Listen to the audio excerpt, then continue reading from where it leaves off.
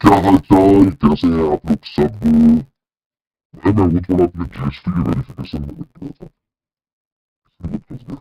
Hello hello hello, कैसे हैं आप लोग सब। Hello hello hello. Aadhaar verify करा रहा था जीएसटी के लिए।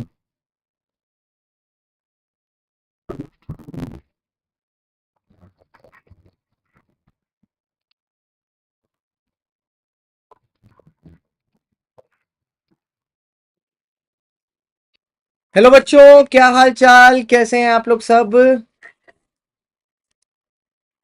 अच्छा, रोबोट आ रहा है। अभी रोबोट को ठीक करते हैं। वो जब बंद करके खोलते हैं ना, ओबीएस, तो ऐसे करने लगता है। अभी देखो ठीक हो जाएगा। हेलो बच्चों, क्या देखा, अभी ठीक हो गया। आ जाओ सर, फटाफट आ जाओ, फटाफट आ जाओ।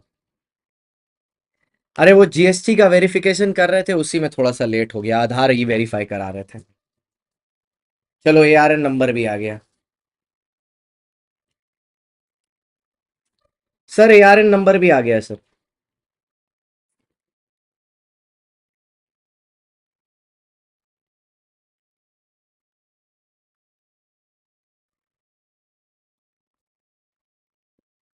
जीएसटी डिपार्टमेंट वाले तो हेवी काम करते हैं भाई, जल्दी जल्दी एकदम। बढ़िया है। तम तंदुरुस्ती से। आप क्या करवाने वाले हो? Dance. Let the dance begin. आइए, डांस पार्टी कराएंगे अपने। मतलब आप क्या करवाने वाले हो? अरे पढ़ाएंगे और क्या करवाएंगे बे, गधा। ओके सर, आई होप आपने कल का चैप्टर नंबर 1 और चैप्टर नंबर 3 का वीडियो देख लिया होगा। ठीक है, I think 1 and 3 is sorted now. और आज बारी है चैप्टर नंबर 2 और चैप्टर नंबर 5 की, इनकॉर्पोरेशन ऑफ कंपनीज। तो चलिए सर शुरू करते हैं पहले चैप्टर नंबर 2 के साथ। चलिए शुरू करते हैं। तो चैप्टर नंबर 2 बेटा जो चालू होता है वो शुरू होगा सेक्शन नंबर 3 से, और वो चलेगा सेक्शन नंबर 22 तक। सो ये सेक्शन 3 से शुरू होता है और ये सेक्शन 22 तक चलता है। ठीक है। उसके बाद सर बात ये आती है, लॉ की बुक कैसे मिलेगी। Use code CSG purchase 15 months और 18 मंथ सब्सक्रिप्शन मिल जाएगी आइकॉनिक में। तो सबसे पहली बात यह आती है सर कि प्रमोटर कौन होता है। Sir promoter is defined under section 2 clause 69।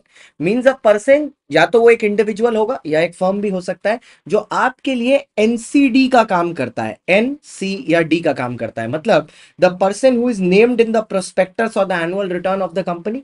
या दूसरा आदमी जो कंट्रोल करता है the affairs of the company. Foundation की बातें फाउंडेशन के चैनल पर, 360 फाउंडेशन पर। या जो डायरेक्ट करता है बोर्ड ऑफ डायरेक्टर्स को, एनसीडी। लेकिन इसमें हम लोग को एक बात याद रखनी है, मान लीजिए हमने एक सीईओ अपॉइंट किया, चीफ एग्जीक्यूटिव ऑफिसर, और वो चीफ एग्जीक्यूटिव ऑफिसर भी बोर्ड ऑफ डायरेक्टर्स को डायरेक्ट कर रहा है काम कैसे करना है। तो क्या वो चीफ एग्जीक्यूटिव ऑफिसर हमारा प्रमोटर बन गया क्या सर? नहीं सर, बिल्कुल नहीं। वो चीफ एग्जीक्यूटिव ऑफिसर आपका प्रमोटर बिल्कुल नहीं बनेगा, क्योंकि उसको आप प्रोफेशनल कैपेसिटी में लेके आए हो बोर्ड ऑफ डायरेक्टर को इंस्ट्रक्ट करने के लिए। अच्छा, इसके पहले मैं आपके साथ कुछ और बात करना चाहता हूं। ऐसा जरूरी नहीं है सर कि जो प्रमोटर होगा वो वही आदमी होगा जो कंपनी में स्टार्टिंग से आया है। प्रमोटर वो आदमी भी हो सकता है जो इनिशियल फॉर्मेशन के टाइम पर ना हो कंपनी में, बट बाद में कंपनी में कैपिटल अरेंज करने के लिए आ गया हो। और वो एक इंडिविजुअल भी हो सकता है, एक फर्म भी हो सकता है, या एक कंपनी भी हो सकती है। ठीक है। अब सर पता है, इंडिपेंडेंस के पहले जो कंपनियां क्रिएट होती थी वो रॉयल चार्टर के थ्रू क्रिएट होती थी। मम्मी वाला फोन उठा दो, जरा सा दरवाजा खोल दो। वो रॉयल चार्टर के थ्रू क्रिएट होती थी। जब मैं बोलता हूं रॉयल चार्टर, इसका क्या मतलब होता है कि वो किंगशिप रूल के अंदर क्रिएट होती है। हम वो लगा ले रहे हैं अलार्म, 3 बजे बजेगी ना। ठीक, 3 बजे पानी गिरेगा। अच्छा, ठीक। Set a timer for 3:15। ठीक है। अच्छा, अब वो होता है सर, उसके बाद आता है प्रोफेशनल कैपेसिटी के बाद। हमें बोल क्या रहा था कि इंडिपेंडेंस के पहले ना किंगशिप रूल के अंदर कंपनियां चली करती थी, जैसे ईस्ट इंडिया कंपनी वगैरह हो। तो उसमें जैसा किंग कमांड देता था उस हिसाब से कंपनियां चलती थी। अब आज की डेट में कंपनियां दो पार्ट में बट गई हैं। एक होती है कंपनी जो रजिस्टर्ड अंडर कंपनीज एक्ट है, और एक है जो स्पेशल एक्ट के तहत चलती हैं, जैसे कि आईसीएआई, आरबीआई, ये लोग चलती हैं स्पेशल एक्ट के तहत। अब इसमें इनको भी बोला जाता है कंपनीज एक्ट के रूल्स फॉर्म करने के लिए, लेकिन ये बनी स्पेशल एक्ट के तहत है। तो आज की डेट में हमारे सामने तीन तरह की कंपनियां हैं। कुछ कंपनियां जो रॉयल चार्टर के थ्रू बनी हुई है किंगशिप रूल के अंदर, दूसरे तेज में स्टैट्यूटरी कंपनियां जो बनी हुई है स्पेशल एक्ट के तहत, और तीसरा रजिस्टर्ड कंपनियां। हमारे सिलेबस में क्या है, हमारे सिलेबस में सेक्शन नंबर 3 के अंदर आती हैं रजिस्टर्ड कंपनियां सिर्फ। तो कंपनियां भैया तीन तरह की हैं। एक है रॉयल चार्टर के थ्रू जिनको चार्टर्ड कंपनी बोलते हैं, एक है स्टैट्यूटरी कंपनी जो बनी है कंपनीज के स्पेशल एक्ट के तहत, और तीसरी है रजिस्टर्ड कंपनी। लेकिन हमारे सिलेबस में कौन सी है, सिर्फ registered company as per section number 3। यहां तक मैटर क्लियर, यहां तक मैटर क्लियर। ओके। अब सर आते हैं, सर थोड़ा सा बात करते हैं इस बारे में कि प्रमोटर एक्चुअली कार्य करता क्या है कंपनी में। सर प्रमोटर वो आदमी होता है जो कंपनी स्टार्ट करने का आइडिया कंसीव करता है, उसके बाद वो फीजिबिलिटी स्टडी करता है ये देखने के लिए कि वेदर हम लोग को कोई नया बिजनेस लेना चाहिए या एग्जिस्टिंग बिजनेस में चलाना चाहिए, ये डिसीजन वो लेता है। उसके बाद ये फिजिकल स्टडी करने के बाद वो मेमोरेंडम और आर्टिकल बनाता है, कंपनी के डिसीजन लेता है कौन सा बिजनेस खरीदना है, टाइप ऑफ कंपनी कैसी बनानी है, और ऑथराइज कैपिटल कितना होगा। डायरेक्टर्स कौन बनेंगे कंपनी के, उसके साथ नेगोशिएशन करता है, प्री इनकॉर्पोरेशन कॉन्ट्रैक्ट में आता है, और उसको शेयर इशू किए जाते हैं, मेकिंग ऑफ शेयर इशू करता है। फिर भाई एक बात सुन लो, आपके आईसीआई के मटेरियल में सिर्फ प्रमोटर की डेफिनेशन दी हुई है, उसके अलावा प्रमोटर के बारे में एक बात नहीं है। तो ये जो चीजें हम स्टार्टिंग में बोल रहे हैं ना, ये एडिशनल चीजें, आप एग्जाम के टाइम में इनको इग्नोर कर सकते हैं। ठीक है। प्रमोटर के साथ किस तरह की रिलेशनशिप होती है सर, फिड्यूशियरी रिलेशनशिप होती है। It is a relationship of trust. क्या ट्रस्ट, कि प्रमोटर कभी भी जो भी काम करेगा वो कंपनी के बेस्ट इंटरेस्ट में करेगा और कोई भी सीक्रेट प्रॉफिट नहीं बनाएगा। अगर बाद में, ठीक है, अगर बाद में कभी ऐसा होता है कि कोई सीक्रेट प्रॉफिट बन के आता है, सो इन दैट केस प्रमोटर को ब्रीच ऑफ ट्रस्ट के लिए माना जाएगा और उसका कॉन्ट्रैक्ट कैंसिल कर दिया जाएगा, और कैंसिल करके जो प्रॉफिट उसने बनाया है वो कंपनी उससे वापस ले लेगी, क्योंकि वो एक फिड्यूशियरी रिलेशनशिप में है। सर प्रमोटर को क्या सैलरी या रेम्यूनरेशन मिलती है, the answer is companies act बोलता है मत दो। फंक्शन भी नहीं है, कंपनीज एक्ट बोलता है मत दो। ठीक है। लेकिन सर अगर हमने आर्टिकल में लिख के रखा है कि हम देंगे, तो हम दे सकते हैं। मान लो हमने आर्टिकल में लिख के रखा है कि हम देंगे, ठीक है, लेकिन बाद में हमने मना कर दिया, तो क्या प्रमोटर हमको सू कर सकता है, द आंसर इज नो। ठीक है। अब आखिरकार हम लोग प्रमोटर को कैसे कंपेंसेट करेंगे, ठीक है, अगर हम लोग उसको सैलरी नहीं देंगे तो कैसे कंपेंसेट करेंगे। हम लोग या तो उसको शेयर्स इशू कर देंगे, या उसको लमसम पेमेंट कर देंगे, या प्रमोटर की प्रॉपर्टी हायर प्राइस पर परचेस कर लेंगे, या प्रमोटर को कंपनी की फ्यूचर सिक्योरिटीज आज ही एक प्राइस पर दे देंगे, या करंट सिक्योरिटीज का प्राइस कम कर देंगे, या कमीशन दे देंगे उसको जो प्रॉपर्टी वो कंपनी के लिए खरीद के लाता है। अब फर्स्ट पार्ट में रिवीजन के टाइम में ना तो आप प्रमोटर कंपेंसेशन पढ़ोगे, ना फंक्शन पढ़ोगे, ना रिलेशनशिप पढ़ोगे, ना फंक्शंस आएंगे, सिर्फ आपके लिए डेफिनेशन जरूरी है एग्जामिनेशन पर्पस के लिए। ठीक है, आगे आएंगे। अब एक्चुअली में आपका चैप्टर यहां से शुरू होता है। ठीक है। जो सबसे पहला सेक्शन है वो है सेक्शन 3, जो बोलता है company may be formed for lawful purpose. यहां पर मे लिखा है बेटा, लेकिन आपने जनरल क्लॉजेज एक्ट पढ़ा है मेरे साथ, और इंटरप्रिटेशन ऑफ स्टैट्यूट्स भी पढ़ा है। इंटरप्रिटेशन ऑफ स्टैट्यूट्स में हम लोग ने ये पढ़ा है, और जनरल क्लॉजेज में भी पढ़ा है कि कभी कभार मे का मतलब मस्ट होता है। ठीक है। और मस्ट का मतलब होता है, मे का मतलब मस्ट होता है कि आपको यहां पर ऑप्शन नहीं है, ये आपको करना ही करना पड़ेगा। अब जब कंपनी की बात आती है सर, तो एक है प्राइवेट कंपनी, एक है पब्लिक कंपनी, या 1% कंपनी। तो सेक्शन 3 में बेसिकली डिसाइड ये किया जाता है कि आपको किस तरह की कंपनी बनानी है। अगर आपको प्राइवेट बनानी है तो उसमें 2 लोग होंगे, अगर पब्लिक बनानी है तो 7 होंगे, ओपीसी बनाने हैं तो एक कंपनी होगी। ठीक है। जो ये 2, 7 और 1 मेंबर होंगे, ये लोग मेमोरेंडम को साइन करेंगे। मेमोरेंडम ऑफ एसोसिएशन क्या होता है, ये कंपनी का चार्टर होता है, अभी पढ़ेंगे इसके बारे में। ठीक है। जो फर्स्ट मेंबर्स होते हैं कंपनी के, वही मेमोरेंडम साइन करते हैं। उसके बाद जो कंपनी के शेयर्स वगैरह खरीदते हैं मेंबर, वो भी बनते हैं, लेकिन उनका सिग्नेचर मेमोरेंडम में नहीं होता।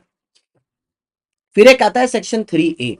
ये क्या बोलता है सर कि अगर आपकी कंपनी मान लीजिए एक प्राइवेट कंपनी है या मान लीजिए एक पब्लिक कंपनी है, अगर पब्लिक कंपनी है और आपके पास 7 लोग हैं, फास्ट ट्रैक का कल कुछ कंफ्यूजन मैंने ग्रुप में मतलब इन लेक्चर्स के नीचे मैंने देखी, एक एड्रेस करना चाहता हूं। कुछ लोगों ने बोला कि ये डेमो क्लास है, इसके बाद सर पेड में लेके जाएंगे। भाई ये सब कुछ नहीं है, ये एक फास्ट ट्रैक बैच है जो उन बच्चों के लिए है जो लोग अपना एग्जाम देने वाले हैं सितंबर में, and it is completely free. Everything is absolutely free, 1 रुपया नहीं है इसके लिए, कोई चार्जेस अप्लाई नहीं है। ठीक है, सो रिलैक्स। ठीक है, अब मान लीजिए आपके कंपनी में 7 मेंबर हैं, अगर ये एक पब्लिक कंपनी है या प्राइवेट है और 2 हैं, और किसी कारणवश आपके number of members statutory limit के नीचे चले जाते हैं। 7 मेंबर थे, एक मेंबर मर गया तो 6 मेंबर हो गए।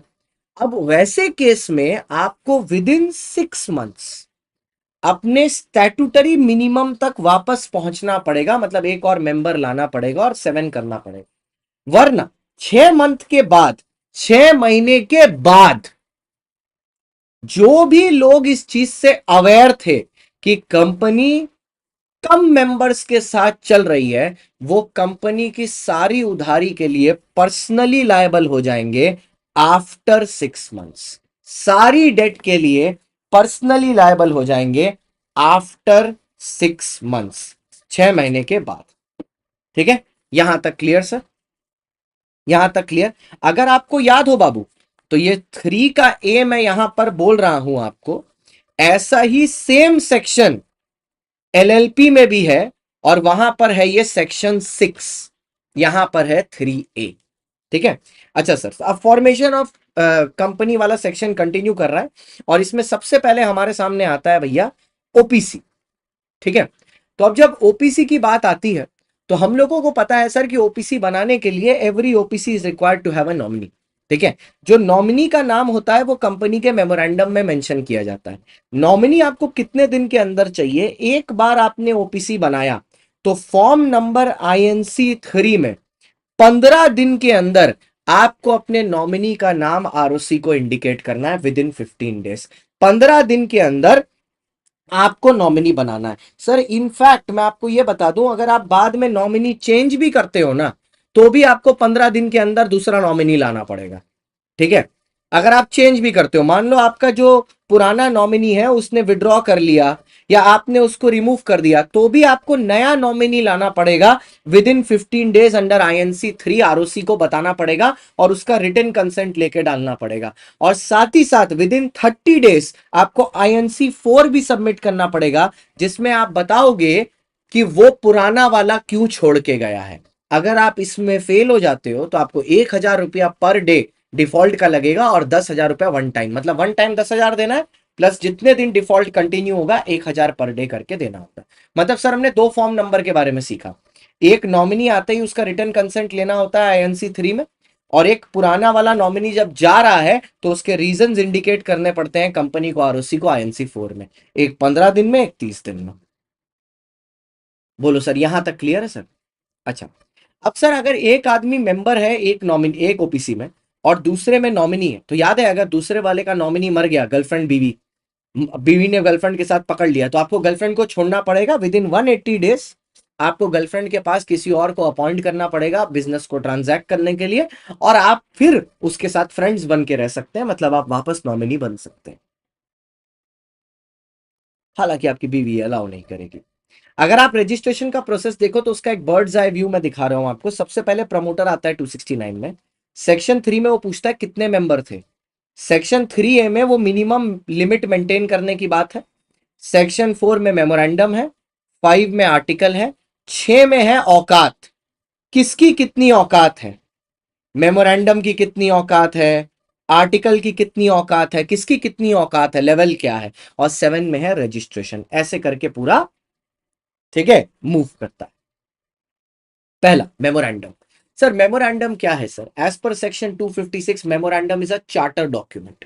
चार्टर डॉक्यूमेंट मतलब इट्स अ गाइडिंग फोर्स। ये बताता है कि कंपनी का क्या स्कोप है, कंपनी की क्या पावर है। एस एंड पी ये बताता है कंपनी की स्कोप एंड पावर, जो कंपनी कर सकता है परफॉर्म करते टाइम। मतलब कंपनी के पास क्या उद्देश्य है, कंपनी क्या कर सकता है in its regular course of business, वो है मेमोरेंडम ऑफ एसोसिएशन। अगर हम एग्जाम में सिर्फ सेक्शन नंबर लिखते हैं, सब सेक्शन नहीं लिखते तो गलत हो जाएगा। नहीं, गलत नहीं हो, ठीक है। अच्छा सर, ये कंपनी का कॉन्स्टिट्यूशनल डॉक्यूमेंट है। What is the word constitutional document? मतलब अरे सर वो इसलिए क्योंकि बिना इसके रजिस्ट्रेशन हो ही नहीं सकता। ये सबसे पहला डॉक्यूमेंट है जिसके बेसिस पर रजिस्ट्रेशन होता है, ठीक है। अच्छा एमओए में क्या होता है सर? एमओए में कंपनी के ऑब्जेक्ट दिए होते हैं, ठीक है, और एमओए के कुछ क्लॉजेस होते हैं, अभी बात करेंगे इसके बारे में। उसमें कुछ बातें लिखी होती हैं। इट इज जस्ट लाइक आपका जैसे बायोडेटा होता है। अब आप तो अपने आप को बोल सकते हो, बोल के इंट्रोड्यूस कर सकते हो, कंपनी तो नहीं कर सकती ना। सो इसीलिए उसने मेमोरेंडम बना के रखा है which is a public document, ठीक है। सेक्शन है एक 399, सीए फाइनल में पढ़ोगे 399। हर एक company, every person dealing with the company, कोई भी हो सकता है मेंबर, लिसन विथ मी, थोड़ा देर लिसन पर ध्यान दो, ठीक है, बोलंग पे कम करो, ठीक है, ठीक है। 399, every person dealing with the company shall read the memorandum. Memorandum पढ़ के आना पड़ेगा। ये बहुत ही ज्यादा एसेंशियल है मेमोरेंडम पढ़ना। क्यों? जिससे स्टेक होल्डर्स को यह बात समझ में आए कि जो पैसा वो कंपनी में लगा रहे हैं वो पैसा एक्चुअली में कहां यूज हो रहा है, किस पर्पस के लिए यूज हो रहा है, वो पैसा जा कहां रहा है, ठीक है। सर कोई भी चीज जो मेमोरेंडम के स्कोप के बाहर है, अगर वो उस ट्रांजैक्शन में कंपनी एंगेज करती है तो वो ट्रांजैक्शन वॉइड माना जाता है। वॉइड मतलब उसका कोई लीगल इफेक्ट नहीं होता। इट इज अल्ट्रा विरेस, ठीक है, इट इज अल्ट्रा विरेस। आइए, यहां पर मैंने एक डॉक्ट्रिन ऑफ अल्ट्रा विरेस ट्रांजैक्शन को एक एग्जांपल से एक्सप्लेन किया है कि एक कंपनी है आरकेजी लिमिटेड, ठीक है। यहां पर एक मैनेजर है लेना देना बैंक का जिसका नाम है आदि सर। आदि सर ने मेमोरेंडम पढ़ा नहीं और बिना मेमोरेंडम पढ़े आरकेजी लिमिटेड को 20 करोड़ रुपए का लोन सैंक्शन कर दिया, ठीक है। अब आरकेजी लिमिटेड की जो कंपनी है वो एक ब्रांड नेम के अंदर काम करती है जिसका नाम है रिया की शादी, ठीक है। ब्रांड नेम है रिया की शादी। तो उसके मेमोरेंडम में लिखा है director can borrow only up to 15 crore, but bank ने 20 करोड़ का लोन दे दिया। अब होगा क्या? 5 करोड़ रुपया कंपनी ने स्पेंड कर दिया जिसका कोई ट्रैक नहीं मिल रहा, मिल ही नहीं रहा कहां पैसा चला गया। 15 करोड़ रुपया कंपनी ने क्रेडिटर को पे ऑफ करने के लिए यूज कर लिया, तो उसका तो ट्रैक मिल रहा है। तो जो आदि सर है वो मैक्सिमम 15 करोड़ ही रिकवर कर सकते हैं, 5 करोड़ का नुकसान उनको सहना पड़ेगा। तो एक अल्ट्रा विरेज ट्रांजैक्शन में वॉइड होता है वो, उस पर ना तो कंपनी केस खा सकती है ना तो कंपनी केस कर सकती है। लेकिन जो आउटसाइडर है वो कंपनी के अगेंस्ट इंजंक्शन ऑर्डर लाके कंपनी को रिस्ट्रेन कर सकता है उस प्रॉपर्टी को यूज करने से। बच्चा एक मेरे से एक सवाल पूछता है, अक्सर पूछता है, बोलता है एक बार आप बोलते हो सू नहीं कर सकता, फिर बोलते हो इंजंक्शन ऑर्डर ला सकता है, फर्क है दोनों में, आप समझिए। जब मैं सू नहीं कर सकता हूं बोलता हूं, इसका मतलब यह होता है कि अगर मैंने आपसे कॉन्ट्रैक्ट में कुछ प्रॉमिस किया है, लेट्स से मैंने आपको 50,000 रुपए दिया, आपने मेरे को बोला कि आप मेरे को एक कंप्यूटर बना के दोगे, तो जब अगर वो वॉइड हो गया तो उसका इंपैक्ट ये होगा कि मैं आपसे कंप्यूटर नहीं मांग सकता, ठीक है। मैं आपसे कंप्यूटर नहीं मांग सकता क्योंकि वो वॉइड है, उसके लिए केस नहीं कर सकता। लेकिन आपको जो मैंने 50,000 रुपया एडवांस दिया है वो तो मैं आपसे रिकवर कर ही लूंगा। ये बात आपने बचपन में पढ़ी थी इंडियन कॉन्ट्रैक्ट एक्ट में सेक्शन नंबर 65 में। जब एक कॉन्ट्रैक्ट वॉइड हो जाता है तो उसमें दोनों पार्टियों का जो बेनिफिट होता है वो दोनों पार्टियों को रिस्टोर कर देते हैं, रिस्टोरेशन ऑफ बेनिफिट, याद आया? इसीलिए आप पढ़ते तो हो ये कि अल्ट्रा वेरेस ट्रांजैक्शन में कोई किसी को सू नहीं कर सकता, लेकिन इंजंक्शन ऑर्डर इज पॉसिबल, ठीक है। हर पढ़ाई काम आती है, ठीक है। ओके सर, जो आर्टिकल्स ऑफ एसोसिएशन, सॉरी, जो मेमोरेंडम होता है उसमें 6 क्लॉजेस होते हैं। 6 क्लॉजेस मतलब 6 बात। किस बारे में बात होती है? सबसे पहले बात होती है नेम क्लॉज में, ठीक है। यहां पर कंपनी का नाम लिखा जाता है विद और विदाउट द वर्ड्स प्राइवेट और लिमिटेड। या तो मतलब प्राइवेट वर्ड लिखा जाएगा या तो नहीं लिखा जाएगा। मतलब बेसिकली क्या होता है, या तो प्राइवेट लिमिटेड होता है या लिमिटेड वर्ड होता है, ठीक है। अगर सेक्शन 8 कंपनी है तो उसको प्राइवेट या लिमिटेड लगाने की जरूरत नहीं है, वो अपने नाम के पीछे फाउंडेशन लगा सकती है, चेंबर लगा सकती है, सोसाइटी लगा सकती है, वो ये सब वर्ड यूज कर सकती है। लेकिन एक चीज याद रखना, अगर एक गवर्नमेंट कंपनी है तो गवर्नमेंट कंपनी अपने नाम के पीछे हमेशा लिमिटेड लगाएगी। इवन अगर वो प्राइवेट लिमिटेड कंपनी भी है तो भी लिमिटेड लगाएगी, प्रोवाइडेड उसने 92 में एनुअल रिटर्न और सेक्शन 137 में अपना फाइनेंशियल स्टेटमेंट सबमिट किया हो, तभी ये बेनिफिट मिले। ये मैंने क्लास में ही बताया अगर आपको याद हो तो। अब इसमें मैं एक पॉइंट और ऐड करूंगा सर, ये जो आईएफएससी कंपनी होती है ना, आईएफएससी याद आया, तुम्हारी पुरानी दोस्त आईएफएससी कंपनी। तो ये जो आईएफएससी कंपनियां होती हैं, चाहे आईएफएससी प्राइवेट हो या आईएफएससी पब्लिक, इनके नाम का, इनके नाम में जो IFSC public company, IFSC private कंपनियां होती है ना, इनका जो नाम है उसके सफिक्स में आना चाहिए आईएफएससी, उनके सफिक्स में आना चाहिए आईएफएससी, जो गिफ्ट सिटी में लोकेटेड होती है, जीआईएफटी गिफ्ट सिटी में लोकेटेड होती है। ठीक है। अच्छा, सिमिलरली सर जो नॉन प्रॉफिट ऑर्गेनाइजेशन होती है ना, जो नॉन प्रॉफिट ऑर्गेनाइजेशन होती है उसके बारे में एक और चीज बता देंगे, बाद में बताएंगे। ठीक है सर, जब रजिस्टर्ड ऑफिस की बात आई तो रजिस्टर्ड ऑफिस में हमने ये देखा कि सर जो कंपनी का रजिस्टर्ड ऑफिस होता है वहां पर उसका स्टेट का एड्रेस लिखा जाता है। पूरा एड्रेस ना भी दो तो स्टेट का दिया जाता है। आपने कभी सोचा है ये क्यों दिया जाता है? जिससे ये समझ में आए कि आप कौन से आरडी के अंदर आ रहे हो, कौन से आरओसी के अंदर आ रहे हो, आपके बुक्स ऑफ अकाउंट्स कहां पर रखे जा रहे हैं। अगर आपको याद हो, एनुअल जनरल मीटिंग जब की जाती है एक लिस्टेड कंपनी की, तो वो उसी हेड ऑफिस में की जाएगी या तो उस सिटी में। तो स्टेट पता होना जरूरी है, जिससे समझ में आए कि उसी के अंदर और दायरे के अंदर काम हो रहा है। फिर आता है object clause. Object clause contain करता है कि आखिरकार कंपनी किस ऑब्जेक्टिव के लिए बना है। आपको याद है मैंने कल आपको बताया था ऑब्जेक्ट चेंज भी हो सकता है, उसका एक सेक्शन भी किया था हम लोग ने, सेक्शन 27, जहां पोस्टल बैलेट के थ्रू एसआर पास करके मैंने आपको ऑब्जेक्ट क्लॉज को चेंज करना भी दिखाया था। ठीक है। फिर आता है लाइबिलिटी क्लॉज। अब लाइबिलिटी क्लॉज में यह बताना होता है कि आप किस तरह की कंपनी है, limited by shares, limited by guarantee, unlimited company कैसी है। अब इसमें भी एक बात याद रखिएगा सर, जो आईएफएससी कंपनियां होती है ना, आईएफएससी चाहे प्राइवेट हो चाहे पब्लिक हो, they will always be limited by shares. ये हमेशा लिमिटेड बाय शेयर्स होंगी, always, they are always limited by shares. ठीक है। उसके बाद आया sir capital clause. Sir capital clause क्या होता है? कैपिटल क्लॉज दिखाता है कि कंपनी का मैक्सिमम कैपिटल कितना है, what is the capital with which the company is registered, जिसको ऑथराइज भी बोलते हैं, नॉमिनल भी बोलते हैं, मतलब डिपेंडिंग अपॉन द सिचुएशन किसका है। नेक्स्ट, उसके बाद आया association clause. Sir association clause का मतलब होता है it contains the name of the first members of the company, जिन्होंने कंपनी पहली बार शुरू की है उनका नाम यहां पर होता है। अब सर अगर आप एक ओपीसी हो, ठीक है, अगर आप एक ओपीसी हो तो ओपीसी के केस में आपका नॉमिनी का नाम 7वें क्लॉज में आता है। लेकिन एक बात याद रखना, अभी हम आपको आगे जाके सिखाएंगे कि मेमोरेंडम के क्लॉज ऑल्टर होते हैं, लेकिन सिर्फ ओपीसी के केस में अगर आपका मेमोरेंडम में ओपीसी का नॉमिनी का नाम चेंज हुआ है, that does not have the effect of alteration. इस लाइन का मतलब यह है that process of altering the memorandum of association is not to be followed। क्योंकि आप देखोगे कि बहुत सारी जगह पर सेंट्रल गवर्नमेंट की परमिशन लेके आनी पड़ती है मेमोरेंडम को ऑल्टर करने के लिए, बट ये सारी चीजें एप्लीकेबल नहीं होती हैं किस केस में सर? एक ओपीसी के नॉमिनी के चेंज के केस में। ठीक है। नेक्स्ट, अब आया सर सबसे पहले नेम क्लॉज। ठीक है, पहला, अब उसको थोड़ा सा चीड़ फाड़ के पढ़ेंगे।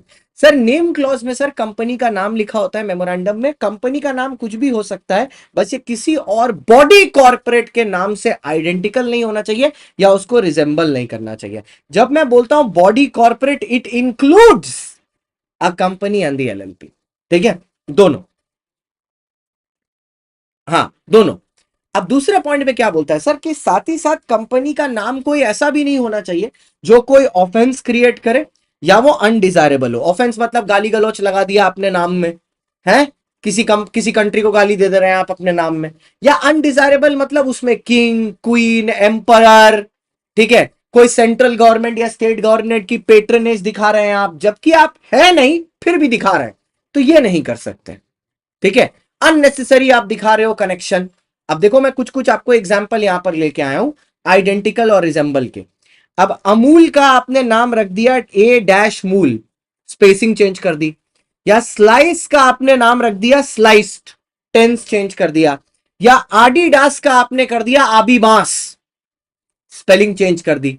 तो अगर आप प्लूरल टू सिंगुलर कर रहे हो ये भी आइडेंटिकल है, अगर आप डिफरेंट टेंस यूज कर रहे हो तो भी, स्लाइट डिफरेंस इन स्पेलिंग या दो नामों के बीच में स्पेसिंग चेंज कर रहे हो तो ये भी आइडेंटिकल और रिजेंबल माना जाता है। अगर आप उस चीज की स्पेलिंग चेंज करके प्रोनाउंसिएशन सेम रख रहे हो, जैसे जियो लिमिटेड और जियो लिमिटेड, यूसीबी को यूसीबी कर रहे हो, ठीक है, या अगर आप उसमें www या .net वर्ड्स ऐड कर दे रहे हो या नंबर्स ऐड कर दे रहे हो नाम के बीच में, तो इसको आइडेंटिकल बोलते हैं। सर समझना बड़ा सिंपल है, आइडेंटिकल कोई चीज तब होगी जब आप उसके द्वारा कंज्यूमर के दिमाग में एक इमेज क्रिएट करना चाह रहे हो, उसको मिसगाइड करना चाह रहे हो, तो then it will be identical,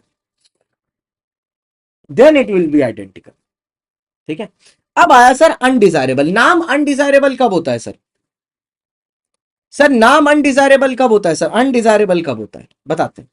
name not to contain any words which shows patronage or connection with the central government, state government or local authority or any government department unless आपने permission लेके रखी। अब आप सरकारी department की है तो सरकार लगाएंगी ही। अब मैं Indian oil corporation government company हूं तो इंडियन वर्ड लगाऊंगा ही।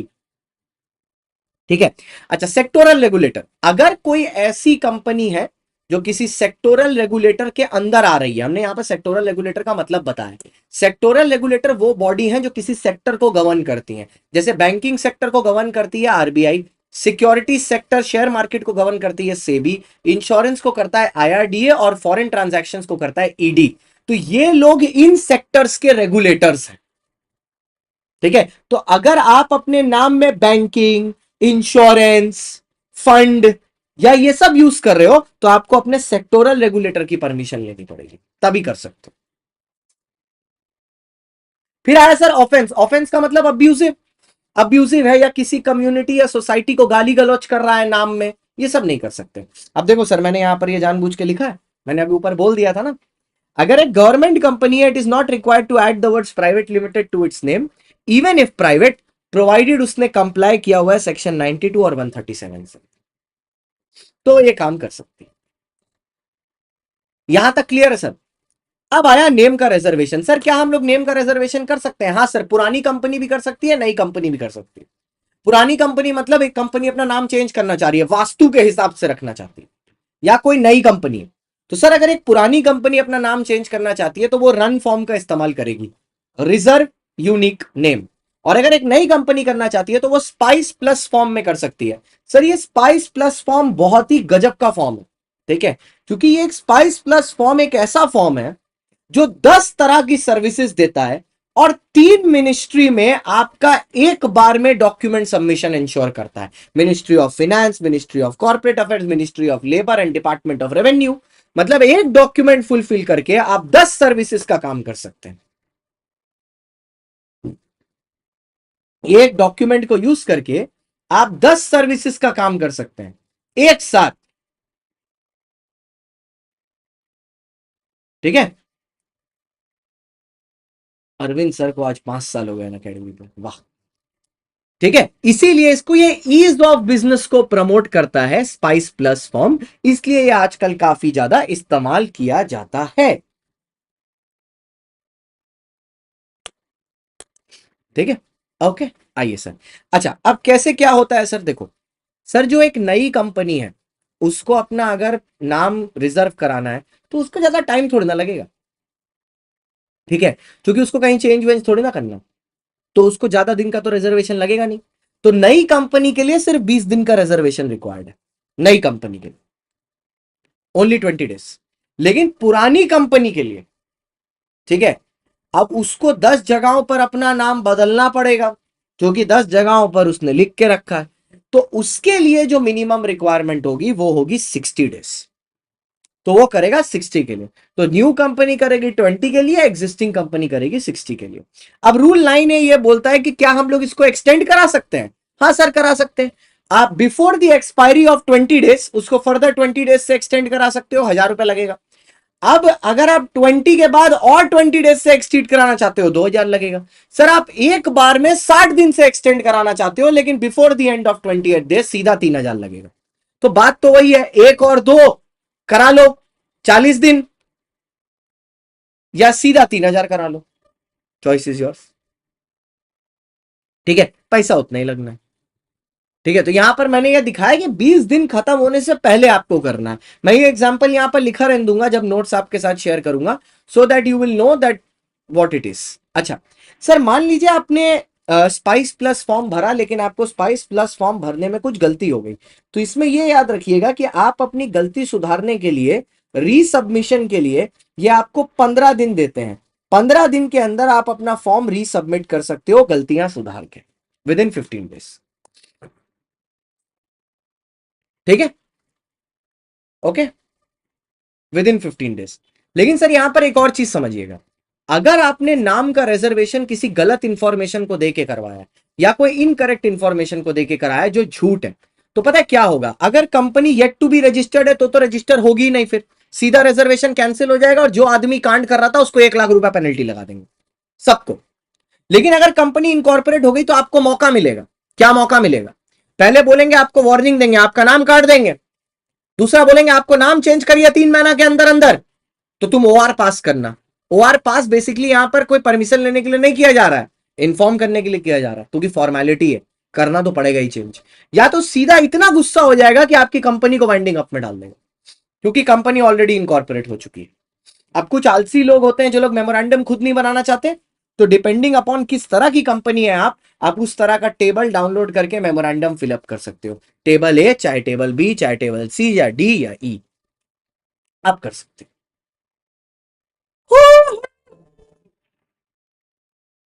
आईएफएससी का नाम आईएफएससी से एंड होगा, वो तो बता ही दिया। आईएफएससी प्राइवेट या public company limited by shares ही रहती है, वो भी बता दिया। अच्छा, अगर एक कंपनी है limited by guarantee not having share capital, not having share capital, और उसके मेमोरेंडम में लिखा है कि कोई बाहर वाला पर्सन भी उसके प्रॉफिट में शेयर कर सकता है, वो इज नॉट अ मेंबर, क्या ये वैलिड होगा? नहीं सर, विदाउट लीगल इफेक्ट वो बिल्कुल वैलिड नहीं होगा, बिल्कुल भी वैलिड नहीं होगा, बिल्कुल भी वैलिड नहीं होगा। It is not allowed, it is void. ठीक है। अच्छा सर देखो सर, अगर कोई ट्रांजैक्शन मेमोरेंडम की औकात और कंपनी की औकात के बाहर है, तो सारे मेंबर मिलके भी उसको रेटिफाई नहीं कर सकते। लेकिन बताना मेरे को, अगर कोई चीज मेंबर की औकात के बाहर है, डायरेक्टर की औकात के बाहर है, ठीक है, लेकिन कंपनी की औकात के अंदर है, मतलब it is intra vires to the company but ultra vires to the director, तो क्या उसको रेटिफाई किया जा सकता है? रेटिफाई मतलब एक्सेप्ट किया जा सकता है, हाँ सर, स्पेशल रेजोल्यूशन पास करके। एक क्विक एग्जांपल सुनना, कंपनी के मेमोरेंडम में लिखा है कि कंपनी 5 करोड़ का लोन ले सकती है, डायरेक्टर 1 करोड़ का ले सकता है, डायरेक्टर ने 3 करोड़ का लोन ले लिया, क्या ये डायरेक्टर की औकात के बाहर है? हाँ सर। क्या ये कंपनी की औकात के अंदर है? हाँ सर। तो क्या कंपनी इसको रेटिफाई कर सकती है? हाँ सर। कैसे सर? स्पेशल रेजोल्यूशन पास करके। ठीक है, स्पेशल रेजोल्यूशन पास करके। नेक्स्ट, फिर आते हैं sir articles of association. Sir articles of association क्या है sir? Sir articles of association are the bylaws of the company. ये वो चीजें हैं जो कंपनी की इंटरनल मैनेजमेंट के लिए यूज किया जा रहा है for the regulation of the company. ठीक है, आर्टिकल्स, आर्टिकल्स वो प्रोविजन है जो कंपनी की वेलबींग के लिए लगाए जाते हैं। इसीलिए इसमें एक चीज आती है जिसको बोलते हैं एंट्रेंचमेंट प्रोविजन। एंट्रेंचमेंट बेसिकली क्या है? एंट्रेंचमेंट एक ऐसा प्रोविजन है जिसको आर्टिकल में डाला गया है किसी चीज को प्रोटेक्ट करने के लिए। एंट्रेंचमेंट को इंट्रोड्यूस इसलिए किया गया है सो दैट आर्टिकल्स को अगर फ्यूचर में अमेंड किया जाए तो वो अमेंडमेंट सिर्फ और सिर्फ स्ट्रिक्ट मैनर में होनी चाहिए, वो अमेंडमेंट रिलैक्स्ड मैनर में नहीं हो सकती। The existence of the entrenchment can assist alteration of articles only in a manner which it makes the provision even more strict to govern the company. 4 board meeting साल में करानी है, 4 को 6 कर सकते हैं, 6 को 8 कर सकते हैं, लेकिन 4 को 3 नहीं कर सकते। ठीक है। अब सर एंट्रेंचमेंट कब डालना है? एंट्रेंचमेंट आप इनकॉर्पोरेशन के टाइम पर भी डाल सकते हो, लेकिन मान लीजिए आपने इनकॉर्पोरेशन के टाइम पर एंट्रेंचमेंट नहीं डाली, तो कभी कभी होता है ना बदतमीज लोग, नहीं डाली आपने। अब ऐसे केस में क्या होगा? तब आप अगर प्राइवेट कंपनी हो तो एंट्रेंचमेंट डालने के लिए आपको सारे मेंबर का अप्रूवल चाहिए होगा, और अगर आप पब्लिक कंपनी हो तो आपको एसआर का अप्रूवल चाहिए होगा, that is special resolution. Okay, that is special resolution जो नीचे लिखा है यहाँ पर। और जब भी आपको स्पेशल रेजोल्यूशन पास करोगे, चैप्टर 7 में भी बताऊंगा, तो आप उसको एमजीटी 14 के अंदर आरओसी को सबमिट कर दोगे विद इन 30 डेज। अब यहां पर भी अगर कोई आलसी आदमी होगा जो खुद का आर्टिकल नहीं बनाना चाहता, एबीसीडी वहां था, यहां पर FGHIJ हो गया। लेकिन यहां पर एक बात याद रखना, वहां पर पहले नॉट हैविंग हैविंग आता है, यहां पर पहले हैविंग नॉट हैविंग आता है। मतलब यहां जी में आपको दिखा रहा होगा limited by guarantee having share capital, लेकिन वहां पर बी में दिखा रहा होगा limited company by guarantee not having share capital. Memorandum का नॉट पहले है और आर्टिकल का हैविंग पहले है। ठीक है। अच्छा, अब आर्टिकल से रिलेटेड एक केस आता है, डॉक्ट्रिन ऑफ इंडोर मैनेजमेंट, जो बेसिकली टर्कवान रूल के नाम से फेमस है। ये बोलता है कि अगर कंपनी के इंटरनल अफेयर्स के मैनेजमेंट में वीकनेस है, मतलब कंपनी का कॉर्पोरेट गवर्नेंस अच्छा नहीं है, कंपनी की इंटरनल मैनेजमेंट बुरी तरीके से फेल हो चुकी है, तो उस केस के अंदर कंपनी से जो आउटसाइडर कंपनी के साथ डील कर रहा है उसको प्रोटेक्ट किया जाएगा, क्योंकि डिफॉल्ट कंपनी के अंदर के रेगुलेशन में बाहर वाले को स्पेशल रेजोल्यूशन की कॉपी चाहिए लोन देने के लिए। कंपनी ने क्या किया, नकली स्पेशल रेजोल्यूशन बना के दे दिया। तो इसमें बाहर वाले की कोई गलती थोड़ी ना है, इसमें तो कंपनी की गलती है। कंपनी कांड कर रही है, बाहर वाले को स्पेशल रेजोल्यूशन चाहिए था, वो उसको मिल गया। ठीक है, एक सेकंड रुको यार, मैं पानी देख के आता हूँ। ठीक है, वरना बहने लगा तो मम्मी पीटे। भाई के घर से चले जाने से कितना।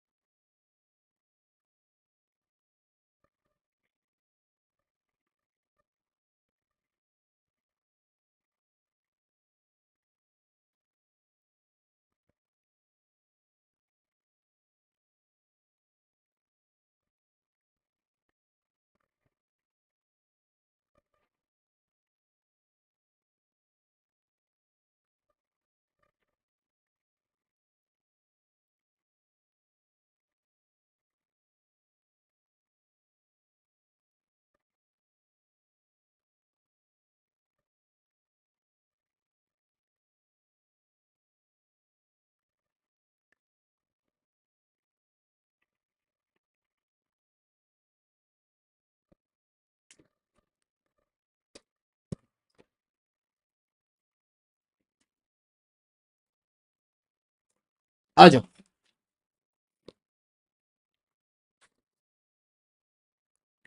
आओ sir. The management of the company is responsible for the management of the internal affairs. लेकिन सर इसके ना 3 एक्सेप्शन है। जैसे एक है सर एक्चुअल और कंस्ट्रक्टिव नॉलेज, मतलब अगर आपको पहले से ही पता है कि कंपनी के अफेयर्स में कोई इरेगुलरिटी है तो उसमें ये डॉक्ट्रिन आपको सेव नहीं करेगा। या अगर आपको सस्पिशन है, मतलब आपको शक है कि यार ये कंपनी में कुछ तो गड़बड़ चल रही है, तो वैसे केस में आपको क्या करना चाहिए? अगर आपको सस्पिशन है तो आपको उसमें नेग्लिजेंस नहीं बरतनी चाहिए, आपको उसको चेक करना चाहिए। तब आपको समझ में आएगा कि भैया इसके पीछे आखिरकार रीजन क्या है। ठीक है, बट आप अगर बिना चेक किए उसमें एंगेज कर दिए तो आप बेवकूफ हैं। लास्ट में आता है फॉर्जरी। हमने कई बार कंपनीज एक्ट में देखा है जहां पर एक काम करने के लिए कुछ लोगों का सिग्नेचर की जरूरत पड़ती है। जैसे अगर कॉमन सील भी आप देखो तो उसमें 2 डायरेक्टर का सिग्नेचर चाहिए होता है। अब उसमें क्या हो रहा है, एक डायरेक्टर साइन कर दे रहा है, दूसरा डायरेक्टर साइन नहीं कर रहा, जो पहला डायरेक्टर है वही दूसरे डायरेक्टर का भी सिग्नेचर कर दे रहा है, ये गलत है। ठीक है, यही कंफ्यूजन क्रिएट करता है। अगर कोई कंपनी ईयर में मल्टीपल टाइम शेयर इशू करेगी तो वो अलग अलग सिक्योरिटी पर होंगे, जैसे एक इक्विटी और दूसरा प्रेफरेंस, तो 2 सेल्फ प्रोस्पेक्टस इशू। हाँ जी ध्रुव, आप कल से वहीं अटके हुए हैं। ठीक है, इसको बोलते हैं अपने सलमान खान फिल्म्स, अगर आप देखो तो एस से सस्पिशन, के से नॉलेज, एफ से फॉर्जरी। ठीक है, आइए सर, अब आता है सर सेक्शन नंबर 6। ये बड़ा इजी है, ये बोलता है सर सबसे ऊपर कंपनीज एक्ट है, कंपनीज एक्ट के नीचे मेमोरेंडम है, मेमोरेंडम के नीचे आर्टिकल है, आर्टिकल के नीचे डॉक्यूमेंट एंड डीड है। मतलब एक्ट में जो भी लिखा है, ठीक है, it shall have a not withstanding anything content in the memorandum article और डीड। मतलब एक्ट मेमोरेंडम आर्टिकल और डीड को ओवरराइड कर सकता है, लेकिन अगर मेमोरेंडम आर्टिकल या डीड ने एक्ट को ओवरराइड किया तो वो वॉइड हो जाएगा, मतलब विदाउट एनी लीगल इफेक्ट। ठीक है, ज्यादा हॉर्स को होल्ड ना करो, कहीं हॉर्स अपना ना होल्ड करा दे तुमको। बेटा उत्काई पाल जी, आप एकदम उत्काई हैं। ये देखिए उत्काई, ये देखिए, परेशान आत्मा रहते हैं। जिस टाइम रिवीजन कराओ उस टाइम क्वेश्चन कब होंगे, जिस टाइम क्वेश्चन कराओ उस टाइम रिवीजन कब होगा। अरे भैया प्लेलिस्ट में जाओ, आंसर राइटिंग की भी 10 क्लास करा चुके हैं, जाके देखो तो सही। महान भाव, देखो सही से जाके, ये देखो, देखो यहाँ प्लेलिस्ट है, इसी प्लेलिस्ट में करा चुके हैं, 10 सेशन करा चुके हैं प्रैक्टिस के, उसके बाद रिवीजन लाए हैं। हाँ कसम, ये करो तो वो चाहिए, वो करो तो ये चाहिए, परेशान है। आइए इनकॉर्पोरेशन ऑफ कंपनी में आते हैं। सर अब इनकॉर्पोरेशन कंपनी के लिए सेक्शन कौन सा है? सर सेक्शन है 7। अब कंपनी इनकॉर्पोरेट करने के लिए कितने डॉक्यूमेंट चाहिए? सर 7 डॉक्यूमेंट चाहिए। ठीक है, कितने डॉक्यूमेंट चाहिए सर? 7 डॉक्यूमेंट चाहिए कंपनी कंट्रोल करने के लिए। So what are these 7 document sir? एक एक करके देखते हैं। सबसे पहले आता है सर मेमोरेंडम और आर्टिकल। ठीक है, सबसे पहले आता है मेमोरेंडम और आर्टिकल। तो आपको अपना मेमोरेंडम, आपको अपना आर्टिकल आईएनसी 33 आईएनसी 34 में सबमिट करना है।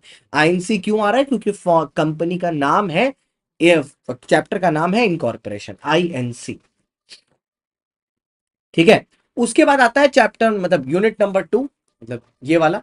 ये बोलता है सर डिक्लेरेशन जो है आपकी वो आईएनसी 8 में सारी रिक्वायरमेंट्स आपको फुलफिल करनी है अंडर आईएनसी 8, जिसमें आप एक डिक्लेरेशन दोगे। कौन देगा? या तो एक सीए देगा, या सीए देगा, सीएस देगा, या सीएमए देगा कि पूरा इनकॉर्पोरेशन प्रोसेस में सब कुछ कंप्लीट हो गया है। तो पहले आप आईएनसी 33 34 दोगे, फिर आईएनसी 8 में आप डिक्लेरेशन दिलवाओगे सीएस सीएस या सीएमए से।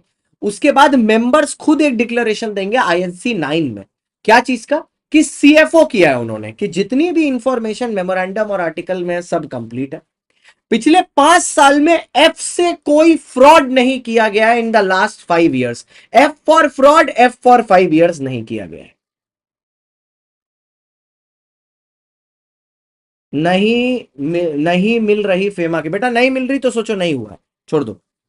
जिसके नसीब में होगा उसको मिलेगा, जिसके नसीब में नहीं होगा उसको नहीं मिलेगा। नेक्स्ट, उसके बाद आया सर ऑफेंस। ऑफेंस मतलब जो कमिट किया गया है, कि कोई अगर जेल गया, ठीक है, कोई डायरेक्टर या मेंबर, तो उसका भी डिस्क्लोजर यहां हमें चाहिए। लेकिन इसमें एक चीज याद रखना, फ्रॉड या ऑफेंस क्या चीज से रिलेटेड होना चाहिए? फ्रॉड या ऑफेंस रिलेटेड होना चाहिए to the promotion, formation and management of the company, और किसी चीज से रिलेटेड नहीं। प्रमोशन, फॉर्मेशन और management related of the company. ठीक है, पीएमएफ से रिलेटेड, प्रमोशन, फॉर्मेशन और management related to the company. ठीक है, तो ये तीन चीजें हो गई। ठीक है, उसके बाद सर आप एक एड्रेस दोगे फॉर कोरेस्पॉन्डेंस। कोरेस्पॉन्डेंस मतलब फॉर कांटेक्ट की, जहां पर आपको चिट्ठी वगैरह भेजी जा सके। क्यों चिट्ठी भेजनी है सर? अगर कल को आपके साथ कोई वार्तालाप करनी है, कंपनी तो अभी तक बनी नहीं, तो रजिस्टर्ड ऑफिस तो होगा नहीं, तो आपका जो भी अता पता जहां आप मिलते हो वो डिटेल दे दें।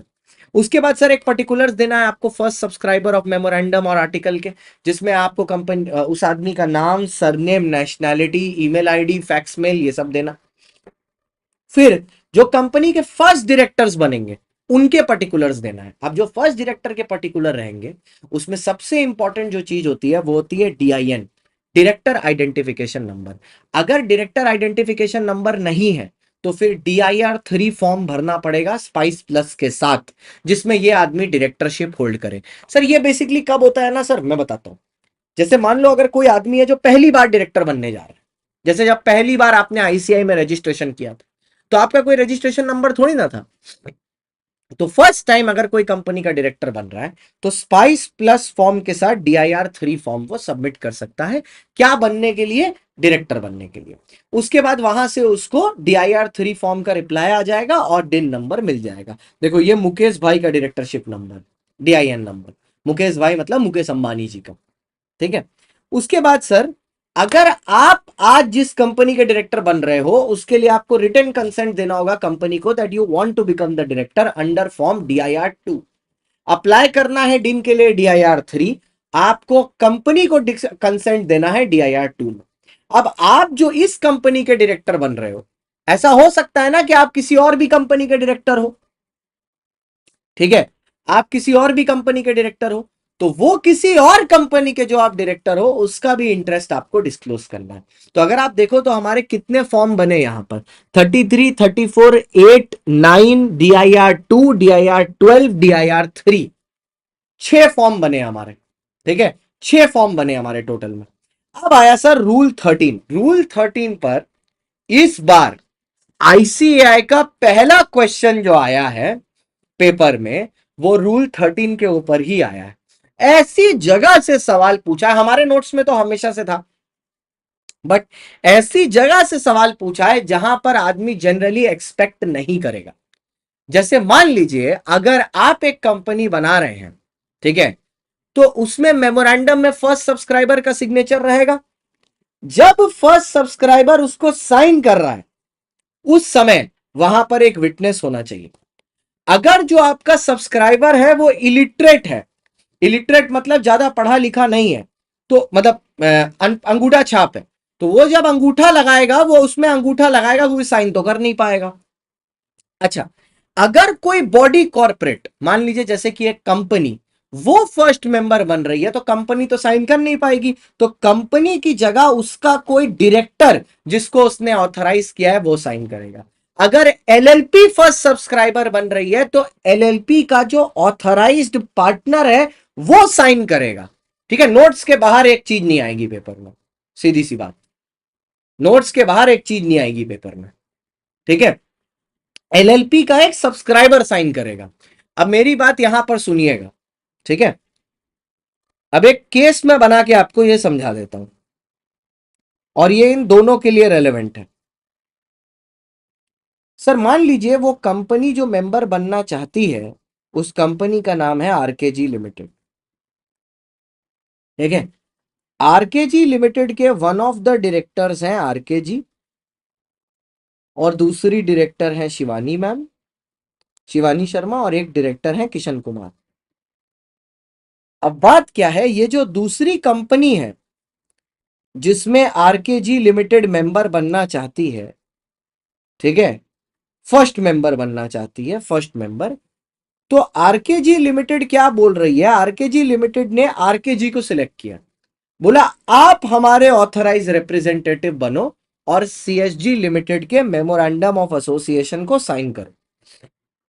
क्या आरकेजी लिमिटेड कर सकते हैं? द आंसर इज यस, लेकिन मान लो आरकेजी लिमिटेड इसमें खुद भी मेंबर हैं, मतलब आरकेजी लिमिटेड में आरकेजी ने इसमें पर्सनल कैपेसिटी में वो खुद ही मेंबर बने हुए हैं, तो क्या फिर वो कंपनी के बिहाफ पे भी, बिहाफ ऑफ कंपनी भी इस पर साइन कर पाएंगे दोबारा? The answer is no.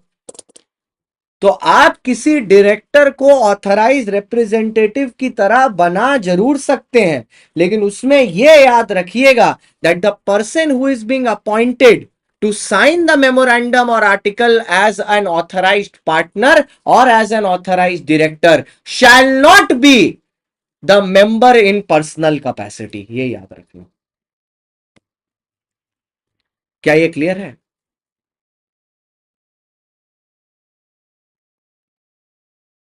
क्या ये क्लियर है? बोलो। एब्सोल्युटली क्लियर है ये कि उसका पर्सनल कैपेसिटी पर उस पर सिग्नेचर नहीं होना चाहिए, और तब अगर पर्सनल कैपेसिटी पर है तो वो ऑथराइज रिप्रेजेंटेटिव नहीं बन सकता, चाहे एलएलपी का केस हो चाहे कंपनी का केस हो। क्योंकि फिर दो कैपेसिटी में कैसे साइन कर लेगा? दोनों में से कोई एक में करना है। Concept concept in depth. Foreign national subscriber, sir अगर कोई बाहर का आदमी है, ठीक है, तो नोटरी पब्लिक द्वारा उसने अपने सिग्नेचर को अगर नोटराइज कराया हुआ है तब वो साइन कर सकता है, अगर नोटरी पब्लिक द्वारा वो अप्रूव्ड है। मान लो सर कोई फॉरेन नेशनल है जो सिटीजन इंडिया का ही है बट बाहर इंडिया के रहता था और अभी इंडिया वापस आया है बिजनेस सेटअप करने के लिए, तो उसके पास बस बिजनेस वीजा होना चाहिए, ठीक है, बट ये इंडियन सिटीजन के लिए एप्लीकेबल नहीं है, ठीक है, क्योंकि सर इंडियन सिटीजन तो यहीं के सिटीजन है ना, फॉरेन नेशनल तो है नहीं। अरे क्या रिप्लाई कर दें, पहचाना मैं आपकी फाउंडेशन सक्सेसफुल हो गई, बहुत अच्छी बात है बेटा, वेरी नाइस, कॉन्ग्रेचुलेशन। अब इंटर पढ़ो, चलो आए सर। तो अब एक बार कंपनी का वेरिफिकेशन सारी चीजें हो गई तो कंपनी को सीआईएन नंबर मिलता है। अब सीआईएन नंबर एक अल्फा न्यूमेरिक नंबर है जो 21 डिजिट का होता है, जिससे कंपनी के बारे में काफी सारी चीजें पता चल जाती हैं। It is a conclusive evidence of companies registration. लेकिन मेरी यहां पर एक बात सुनिएगा ध्यान से, ये जो इनकॉर्पोरेशन सर्टिफिकेट मिलता है ये आईएनसी 11 के अंदर मिलता है, लेकिन एक बात सुनो सर, जो नॉन प्रॉफिट ऑर्गेनाइजेशन होती है ना, non profit organisation, non profit organisation का जो सीआईएन नंबर होता है ना, उनके सीआईएन नंबर में एनपीएल लिखा होता है। It has the words NPL. तो ये एनपीएल पता है क्या डिक्टेट करता है? कि इनके पास नॉन प्रॉफिट होने का लाइसेंस है, that it is a non profit licence company, तो इनके नाम में एनपीएल रहता है, ठीक है, एनपीएल, नॉन प्रॉफिट लाइसेंस कंपनियां होती हैं, ठीक है। आगे आइएगा सर। अब देखो सर ये तो बड़ा सिंपल है, ये तो थोड़ा सा रिपीटिव भी लगेगा आपको कि शायद आप पहले पढ़े हो गए, ठीक है। एक बार आपका रजिस्ट्रेशन कंफर्म हो गया, ठीक है, अब रजिस्ट्रेशन के टाइम पर जो इंफॉर्मेशन आपने दी थी, रजिस्ट्रार सर्टिफिकेट देने के पहले ही पकड़ लिया कि जो इंफॉर्मेशन है वो झूठ है, तो वो सीधे क्या करेगा, रजिस्ट्रेशन का प्रोसेस कैंसिल कर देगा और आपके ऊपर सेक्शन 447 लगा देगा। लेकिन मान लो सर कंपनी इनकॉर्पोरेट हो चुकी है, तो फिर वो क्या करेगा, आपके ऊपर 447 लगा देगा एज एन ऑफिसर। और रजिस्ट्रार का मैंने पहले भी बोला कंपनी के अगेंस्ट कोई पावर नहीं होता, कंपनी के सामने वो लुल्लू है, ठीक है। तो वो सीधे कंपनी का केस ट्राइब्यूनल के पास फॉरवर्ड कर देगा, और ट्राइब्यूनल क्या करेगा, वो इनमें से कोई एक डिसीजन ले सकता है, क्या, या तो आपकी मैनेजमेंट चेंज कर देगा, या आपकी लाइबिलिटी अनलिमिटेड कर देगा, या ऑर्डर कर देगा winding up of the company, या आपका नाम ही काट देगा, या इसके अलावा भी अगर वो कोई डिसीजन सही समझता है तो आपके साथ वो कर देगा, ठीक है, जो भी वो सही समझता है इसके अलावा वो आपके साथ कर देगा। हो सकता है वो तुमका गुलिया भी मार दे। क्या मार दे? गुलिया, गुलिया,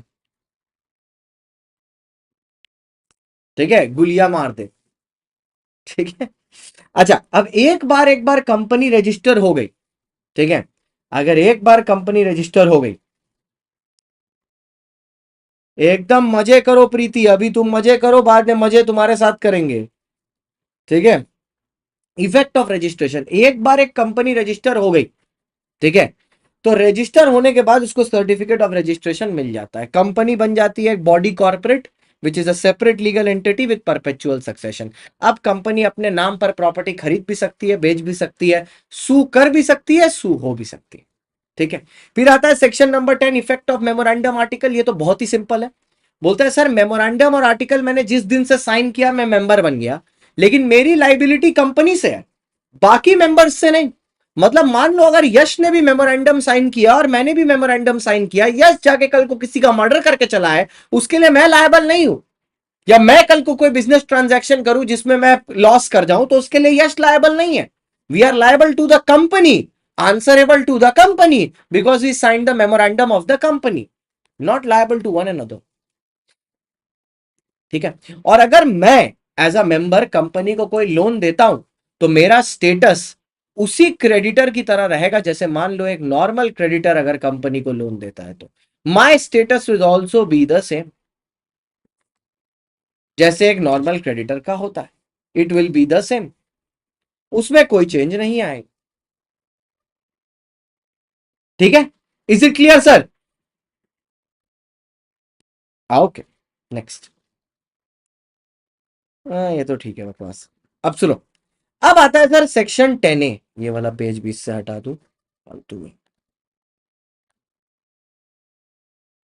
डिलीट। हाँ, अब आता है sir section 10A। Section 10A किस बारे में बात करता है सर? बिजनेस की कमेंसमेंट के बारे में।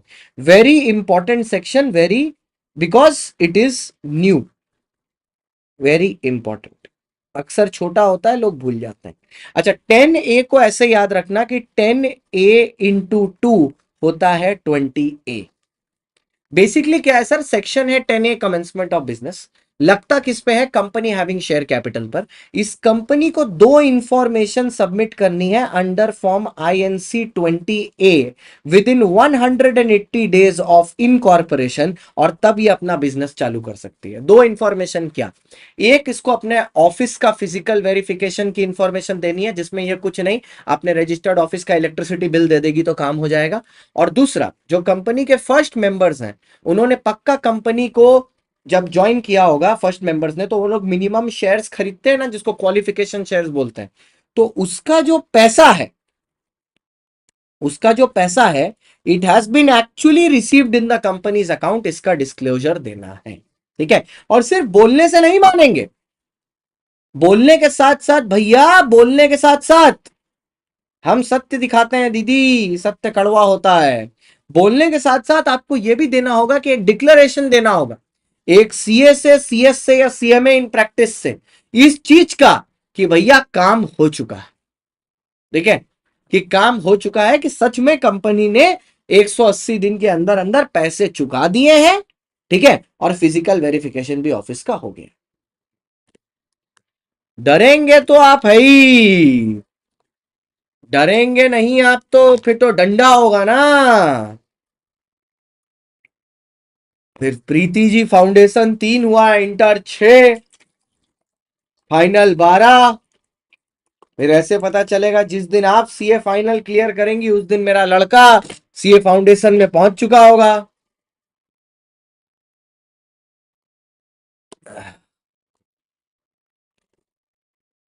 आइए, तो ये सब जो है सर, यहां पर अब पेनल्टी कितनी है? 1,000 रुपया per day, maximum up to 50,000, और पेनल्टी तो लगेगी ही लगेगी 180 दिन खत्म होने के बाद। बच्चा इसमें मेरे से पूछा था, सर कितने दिन के बाद पेनल्टी लगेगी?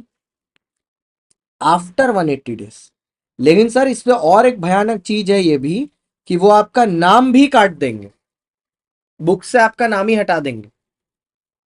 फिर पूरा गांव में मजे लेना, फिर पता चला पिताजी वही गांव में शादी करवा देंगे, एकदम उसी गांव में शादी हो जाएगी। आओ सर रजिस्टर्ड ऑफिस पर आते हैं, ठीक है। सर कंपनी का रजिस्टर्ड ऑफिस 30 दिन के अंदर रेडी हो जाना चाहिए, जो भी कंपनी है उसका रजिस्टर्ड ऑफिस 30 दिन के अंदर रेडी हो जाना चाहिए, विद इन 30 डेज। और 30 डेज के अंदर रजिस्ट्रेशन ऑफिस करके आपको आरओसी को बता देना। The company shall inform the ROC about the registered office with in 30 days of registration capable of receiving every communication. ठीक है, और हर ऑफिस के बाहर कंपनी का बड़े बड़े अक्षरों में कंपनी का नाम चिपका रहेगा। ठीक है, इंग्लिश लैंग्वेज में, वर्नाकुलर लैंग्वेज में, जिससे कोई भी आदमी जो इसको देखे, ठीक है, वो उसको पता रहे कि कंपनी का ऑफिस यहां पर है। ठीक है, अब ऑब्वियसली कंपनी का सील जो होता है, कॉमन सील, अगर स्टैंप रखी है तो उस पर भी लगा होगा, पर आज के जमाने में स्टैंप जनरली कोई नहीं रखता है, तो 2 डायरेक्टर का सिग्नेचर अगर हुआ है तो that is enough a common seal. ठीक है, अच्छा सर, अगर मान लो कंपनी, ये एमसीक्यू आएगा, अगर कंपनी एक पुराना नाम चेंज करके एक नया नाम रख ले, तो कंपनी को पुराना नाम 2 साल तक अपना चिपका के रखना होगा नए नाम के साथ। ठीक है, अच्छा, अब यहां हमने एक टेबल बनाया था इजी सा समझने के लिए, कि अगर मान लीजिए आपने सिटी के अंदर ही आप अपना ऑफिस चेंज कर रहे हैं, जैसे दिल्ली में लक्ष्मी नगर से सरोजनी जाने के लिए, तो यहाँ सिटी के अंदर ही ऑफिस चेंज हो रहा है, बोर्ड रेजोल्यूशन चाहिए हाँ, स्पेशल रेजोल्यूशन चाहिए ना, आरडी की परमिशन चाहिए नहीं, लेकिन आउटसाइड लोकल लिमिट हो रहा है, लेकिन आरओसी सेम है, सिटी चेंज हुआ है, आरओसी सेम है, बोर्ड रेजोल्यूशन चाहिए हाँ, स्पेशल रेजोल्यूशन चाहिए हाँ, लेकिन आरडी की परमिशन नहीं चाहिए। ठीक है, अब क्या हुआ, सेम स्टेट में हो रहा है बट आरओसी चेंज हो गया, इस केस में बोर्ड भी चाहिए, एसआर भी चाहिए और आरडी भी चाहिए, क्योंकि आरओसी चेंज हुआ ना, आरओसी के ऊपर आरडी बैठा हुआ। लेकिन अगर स्टेट चेंज हुआ, अब स्टेट चेंज होगा तो आरओसी तो चेंज होगा ही, तो उसमें भी बोर्ड रेजोल्यूशन भी चाहिए, स्पेशल रेजोल्यूशन भी चाहिए, और आपका ये क्या बोलते हैं, आरडी का परमिशन भी चाहिए। ठीक है, no company shall change the registered office jurisdiction from one ROC to another without the same state or being different state without the permission of RD। RD की परमिशन नेसेसरी है। भैया simple सी चीज है, आप स्टेट चेंज करना चाहते हैं तो आप आरडी को अप्लाई करेंगे, आरडी को आप अप्लाई करेंगे फॉर्म INC 23 में, आरडी रिप्लाई करेगा कंपनी को 30 दिन के अंदर अंदर, कंपनी के पास जब रिप्लाई आ जाए तो कंपनी ये आरओसी के पास फाइल करेगी रिप्लाई से विद इन 60 डेज के अंदर अंडर INC 22, और उसके बाद आरओसी विद इन 30 डेज एक नया सर्टिफिकेट ऑफ इनकॉर्पोरेशन दे देगा। मतलब क्या है, CSG लिमिटेड पहले एसआर उसार पास करने के बाद आरडी को सबमिट करेगी, आरडी रिप्लाई करेगा, ठीक है, विद इन 30 डेज CSG को। अब जैसे ही रिप्लाई आया विद इन 60 डेज के अंदर आरओसी को वो सबमिट करेंगे अंडर INC 22। अब आरओसी बैठ के उसको थोड़ी देर देखेगा, उसके बाद 30 दिन के अंदर अंदर वो एक नया इनकॉर्पोरेशन सर्टिफिकेट दे देगा, 30 60 30, INC 22 INC 23। ठीक है, नेक्स्ट आया sir alteration of memorandum and article. Sir आपकी हर एक कॉपी मेमोरेंडम और आर्टिकल के चेंज होने के बाद, जो भी आपने चेंजेस किए उसमें, हर एक कॉपी पर 1,000 रुपया पर कॉपी लगेगा पेनल्टी, अगर आपने चेंज करने के बाद पुरानी वाली कॉपी को सर्कुलेट किया, 1,000 रुपया पर कॉपी। ठीक है, अब आया सर रेक्टिफिकेशन ऑफ नेम, ये मेरा फेवरेट है। मान लीजिए आपने कोई नाम रख लिया जो किसी बॉडी कॉर्पोरेट जैसा है, अगर आपको याद हो ऐसा सेम सेक्शन LLP में भी था, सेक्शन 17, आपने कोई नाम रखा है जो किसी बॉडी कॉर्पोरेट जैसा है, ठीक है, किसी भी बॉडी कॉर्पोरेट LLP या कुछ जैसा, तो वो बॉडी कॉर्पोरेट क्या करती है, जाके आरओसी को कंप्लेन कर देती है, तो रजिस्ट्रार सीजी आपको बोलेगा 3 महीने के अंदर नाम चेंज करने के लिए, लेकिन अगर आपने किसी का ट्रेडमार्क चोरी किया है तो वो आदमी सिर्फ 3 साल तक ही एक्ट कर सकता है, अगर 3 साल के बाद आपके पास वो आया तो आप उसको बोल सकते हैं अबे निकल इधर से, हट गरीब, 3 साल के बाद आप उसको चेंज करने के लिए वो नहीं बोल सकता।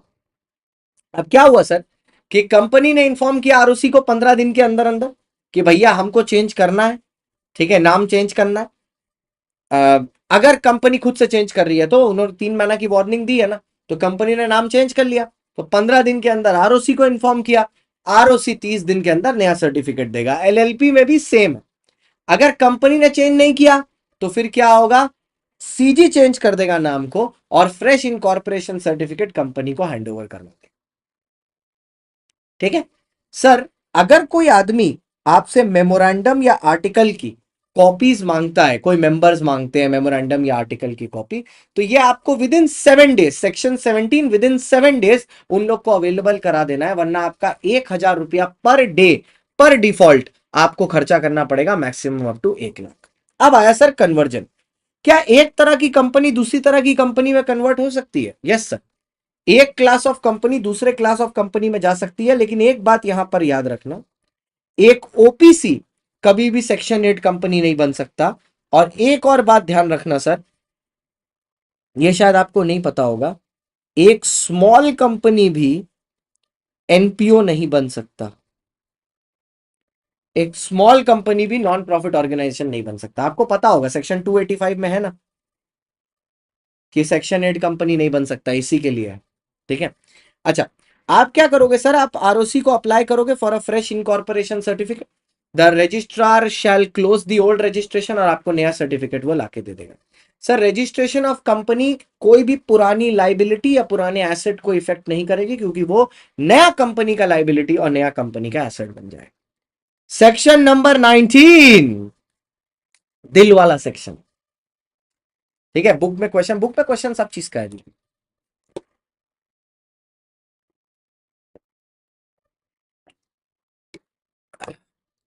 Subsidiary company not to hold shares in the holding company. Sir जो सब्सिडरी कंपनी है वो होल्डिंग कंपनी में शेयर्स नहीं होल्ड कर सकती। नो कंपनी, एब्सोल्युटली कोई भी सब्सिडरी कंपनी होल्डिंग कंपनी में शेयर्स नहीं होल्ड कर सकती। ना तो ट्रांसफर किया जा सकता है, ना तो अलॉट किया जा सकता है, एक्सेप्ट इन 3 केसेस। जब वो before holding and subsidiary relationship होने के पहले शेयर होल्ड कर रही है, या वो ट्रस्टी की तरह शेयर होल्ड कर रही है, मतलब किसी और शेयर होल्डर के लिए, या वो लीगल रिप्रेजेंटेटिव की तरह होल्ड कर रही है कि कोई शेयर होल्डर मरा और उसके नाम पर करके चला गया, कोई मरा और उसके नाम पर करके चला गया। अच्छा सर, अब इंपॉर्टेंट नोट क्या है सर, बोनस शेयर। अब देखो सर, जो बोनस इश्यू होगा, बोनस इश्यू होगा, वो सर बोनस इश्यू जब किया जाएगा तो वो हर कैपेसिटी में दिया जाएगा। मतलब अगर बोनस शेयर दिए जा रहे हैं तो सबको मिलेंगे, जो एग्जिस्टिंग होल्ड कर रहे हैं उनको भी, जो बिफोर वाले हैं उनको भी, ट्रस्टी को भी, एलआर को भी। लेकिन जो वोटिंग राइट होंगे वो सिर्फ एलआर और ट्रस्टी को मिलेंगे, जो बिफोर होल्डिंग है उनको नहीं मिलेंगे वोटिंग राइट, क्योंकि पिता की बातों में बच्चे नहीं बोलते। सेक्शन 20 सर्विस ऑफ डॉक्यूमेंट, ये तो इजी है। बेसिकली क्या है सर, जो डॉक्यूमेंट्स होते हैं वो आप कंपनी के हेड ऑफिस में पहुंचाओगे। ठीक है, कंपनी के केस में कंपनी को कब पहुंचाना है, या तो कंपनी के हेड ऑफिस में, या कुरियर, या स्पीड पोस्ट, या रजिस्टर्ड पोस्ट, या रजिस्टर्ड पोस्ट एक्नॉलेजमेंट ड्यू, या ईमेल। ऑफिसर के केस में ऑफिसर के एड्रेस पर रजिस्टर, ये क्या, registered post, registered post acknowledgement due, speed post, courier. Member के, मेंबर के घर के एड्रेस पर courier, speed post, registered post acknowledgement due, या रजिस्टर्ड पोस्ट विथ ईमेल। ठीक है, आरओसी के केस में at the office of the ROC, courier, speed post, registered post acknowledgement due. Notes कहाँ मिलेंगे, नीचे जो कल के वीडियो के नीचे जो टेलीग्राम लिंक था वहीं पर मिलेंगे, और आज भी वहीं पर मिलेंगे। ठीक है, अच्छा सर, अगर मान लो किसी मेंबर ने कोई दूसरी जगह पर नोटिस मांगी है, उसके लिए पैसे भी दिए हैं, अगर कंपनी कुछ नहीं बोलता, कोई रिप्लाई नहीं करता, तो कंपनी लायबल हो जाएगा।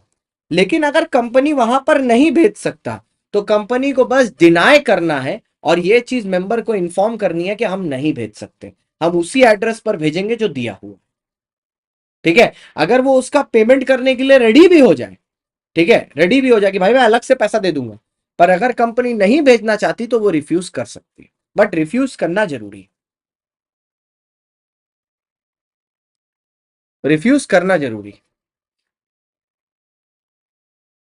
आइए, ये हो गया सर,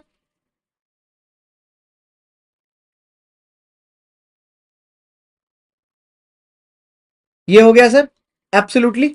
चलो सर, अच्छा, इसमें मैंने एक क्वेश्चन लिखा होता पराग वाला, वो क्वेश्चन आप कर सकते हो, काफी अच्छा क्वेश्चन है वो, चैप्टर नंबर 2 में बुक में पीछे दिया हुआ है, इसी पॉइंट से रिलेटेड है, सेक्शन 21 से रिलेटेड। सर देखो सर, कंपनी के बिहाफ पर कॉन्ट्रैक्ट कोई भी एग्जीक्यूट कर सकता है, कंपनी खुद भी, जिसपे कंपनी का सील लगा है, या इट में बी साइंड बाय दी की मैनेजरियल पर्सन, ऑफिसर, या employee of the company which is authorised by the board of directors. इन लोग को 22, execution of bills of exchange, bills of exchange भी कोई भी कर सकता है, it can be signed by the common seal of the company. अगर कॉमन सील नहीं है तो ऑथराइज्ड बाय 2 डायरेक्टर, अगर कंपनी सेक्रेटरी है तो एक डायरेक्टर और एक कंपनी सेक्रेटरी। लेकिन यहां पर बात एक याद रखना कि जिसको ऑथराइजेशन मिला है वो, पराग वाले क्वेश्चन में प्रॉब्लम ये थी, पराग को ऑथराइजेशन नहीं था, वो अपने मन मौजी बना के वो कर रहा था, तो वो अलाउ नहीं। अब इस चैप्टर के सबसे इंपॉर्टेंट सेक्शन, सेक्शन 13 और 14, मेमोरेंडम का ऑल्टरेशन और आर्टिकल का ऑल्टरेशन। ठीक है, हाँ मुस्कान जी, तुम घंटा कुछ नहीं देखोगी, सब नौटंकी है। चलो, मेमोरेंडम एंड ऑल्टरेशन। मेमोरेंडम को ऑल्टर करने के लिए सर क्या क्या यूज होता है? एक आता है नेम, नेम क्लॉज का ऑल्टरेशन हम ऑलरेडी आपको सेक्शन 16 में दिखा दी, ठीक है। उसके बाद आता है रजिस्टर्ड ऑफिस, उसका ऑल्टरेशन आपने 12 में देख लिया। ऑब्जेक्ट क्लॉज बचा, लाइबिलिटी क्लॉज का आपको जो सिलेबस में कोई डिस्कशन ही नहीं है लाइबिलिटी क्लॉज का। कैपिटल क्लॉज के चेंज का डिस्कशन चैप्टर नंबर 4 में। एसोसिएशन क्लॉज चेंज हो नहीं सकता, और नॉमिनी क्लॉज का आईएनसी 3 और 4 में है। तो मतलब हमारे लिए बचा क्या? हमारे लिए बचा ऑब्जेक्ट क्लॉज का, ठीक है। तो आइए चलिए इसको ही देखते हैं। सर जनरल क्राइटेरिया यह है कि कोई भी कंपनी अपने मेमोरेंडम को ऑल्टर कर सकती है, कोई भी कंपनी कर सकती है by passing a special resolution in the general meeting, ठीक है। स्पेशल रेजोल्यूशन जनरल मीटिंग में पास करके उसको ऑल्टर किया जा सकता है। सर स्पेशल रेजोल्यूशन जैसे ही आप पास करोगे, एमजीटी 14 में आरओसी के पास ऐसे टुचुक करके सबमिट करना है विद इन 30 डेज, ठीक है। सबसे पहले आते हैं चेंज इन नेम पर। यहां पर कौन सा चेंज इन नेम सिखा रहा हूं आपको, अदर देन सेक्शन 16। तो ये चेंज इन नेम अगर आप कर रहे हो अपनी मर्जी से कर रहे हो, तो आपको एज अ कंपनी सीजी को अप्लाई करना होगा अंडर आईएनसी 24, और आप अपना नाम बदल सकते हो। लेकिन अगर ये नाम में चेंज ये है कि आप प्राइवेट वर्ड ऐड कर रहे हो या प्राइवेट वर्ड रिमूव कर रहे हो, तो इसके लिए आपको सीजी को अप्लाई करने की जरूरत नहीं है। अरे झूठ बोल रहे हैं ये, नाम के लिए अप्लाई नहीं करना, लेकिन सेक्शन नंबर 18 में जब एक प्राइवेट कंपनी पब्लिक कंपनी में कन्वर्ट होती है तब तो सीजी से पूछना ही पड़ता है। तो नाम के लिए अलग से नहीं पूछे तो फर्क क्या पड़ता है? बेवकूफ बना रहे बैठे बैठे। अब तुम आईएनसी 24 में नाम चेंज करने के लिए डालोगे, वहां से वो नाम चेंज करके अप्रूव करके तुमको दे देंगे कि लो भैया हो गया, ठीक है, लो भैया हो गया।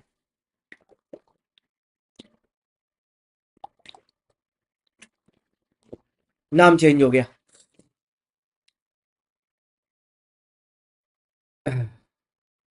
ठीक है, आओ सर।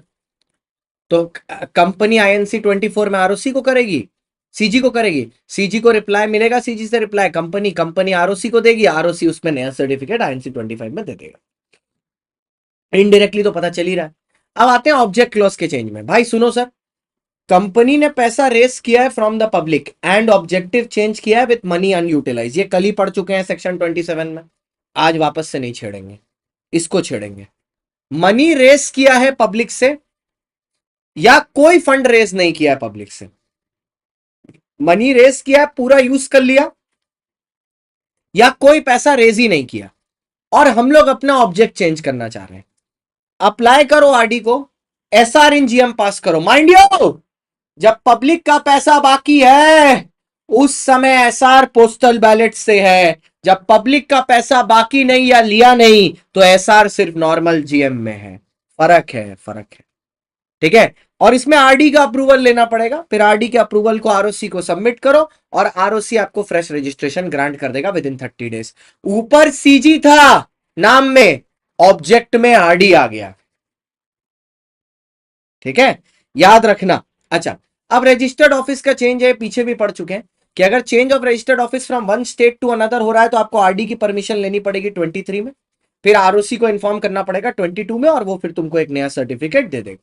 पड़ा हुआ है हमारा, ठीक है, वही सेम चीज लिखी हुई है जो अभी ऊपर पढ़ के आए, ठीक है, सारा सेम चीज है, कुछ नया नहीं है, 2 बार लिखा हुआ बस, ठीक है। अब आया सर 14, ऑल्टरेशन ऑफ आर्टिकल्स।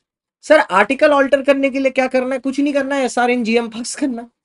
लेकिन सर अगर कोई कन्वर्जन हो रही है, ये देखो यहीं पे चीटिंग कर रहा है, देखो सर हम तो इसको बोलते हैं, इसको हाईलाइट करके चीटिंग लिख लो, चीटिंग चीटिंग चीटिंग। बोलते क्या है कि अगर आप एक प्राइवेट से पब्लिक कंपनी कन्वर्ट कर रहे हो तो आर्टिकल्स चेंज होंगे, ठीक है। तो अब उस आर्टिकल को जो आप चेंज कर रहे हो प्राइवेट से पब्लिक में या पब्लिक से प्राइवेट में कन्वर्ट कर रहे हो, ठीक है, तो उसके लिए आपको आरटी की परमिशन चाहिए। अबे तो जब यहां परमिशन तुम ले ही ले रहे हो तो नाम का काम तो हो ही गया, खाली धूर बना रहे हो हमको बैठे बैठे, ऐसे नहीं करके ऐसे पकड़ रहे हो। तो आर्टिकल और मेमोरेंडम का जो ऑल्टरेशन होता है ये हमको रूल नंबर 29 से 32 के बीच में दिया हुआ, रूल नंबर 29 से 32 के बीच में, ठीक है। बेवकूफ बना रहे हैं बैठे बैठे अच्छे खासे हमारे बच्चे लोगों को, ठीक है। तो कंपनी का कन्वर्जन होता कैसे है सर? कंपनी एसआर पास करती है, एसआर पास करके सारे डॉक्यूमेंट अटैच करके 60 दिन के अंदर अंदर आरडी को देती है। आरडी अप्रूव करके कंपनी को वापस देता है, कंपनी आरओसी को इन्फॉर्म करती है अंडर आईएनसी 27, नए कॉपी ऑफ मेमोरेंडम और आर्टिकल बना के आरओसी अप्रूव कर देता है। 60+15 75 दिन में आपका काम होके रेडी हो जाता है। बस ध्यान ये रखना है कि जैसे ही स्पेशल रेजोल्यूशन आपने पास किया मेंबर की परमिशन लेने के लिए कि कंपनी का कन्वर्जन होगा, उससे 60 दिन के अंदर अंदर आपको आरडी को अप्लाई करना। कौन बोलता है भाई टफ है? कौन बोलता है टफ है? चैप्टर कौन बोलता है टफ है? इतना इजी तो चैप्टर है, खत्म हो गया चैप्टर। चैप्टर नंबर 2 खत्म हो गया, सिंपल सा तो है।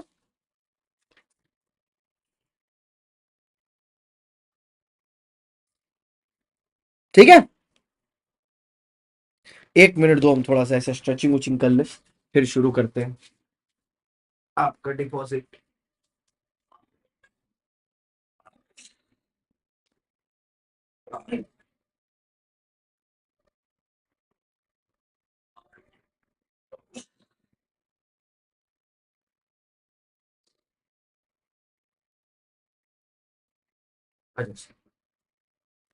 अब आते हैं डिपॉजिट में।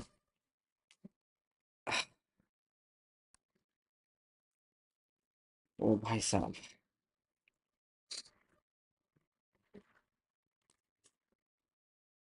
और देखो इसमें ना ऐसा नहीं है, हमने ना ये जो हम साथ में अपने कॉपी रखते हैं ये किस लिए रखते हैं, जैसे क्या है, अगर कुछ ऐसे अनइम्पॉर्टेंट पॉइंट्स हैं जो कभी कभार आपके इंस्टीट्यूट मटेरियल में एडिशनल रीडिंग करके डाल दिए जाते हैं, हम उनको भी इस मैराथन्स को लेने के पहले पढ़ते हैं, उनसे अपने खुद के नोट्स बनाते हैं, क्या उन एडिशनल पॉइंट्स के जिनका हो सकता है पढ़ाई लिखाई से और एग्जाम से कोई रिलेशन नहीं है, क्योंकि उसमें लिखा रहता है फॉर एडिशनल अंडरस्टैंडिंग, उनको भी हम इस रिविजनरी लेक्चर में कवर कर लेते हैं। जैसे कि वो रॉयल चार्टर रूटर वाला जो है, ठीक है, वो कहीं नहीं है, ठीक है, खाली ऐसे ही है, लेकिन उसको भी कवर कर लेते हैं कि सो दैट आपको ऐसा रिवीजन में भी आपको ऐसा लगे कि हमको सब कुछ पूरा कवर, स्टार्टिंग से लेके एंड तक। ठीक है, प्रोफेसर है वो। P for prejudicial against the interest of the company against public interest, R for fulfills the requirements of the act, O for object के against है, F for fraudulent है।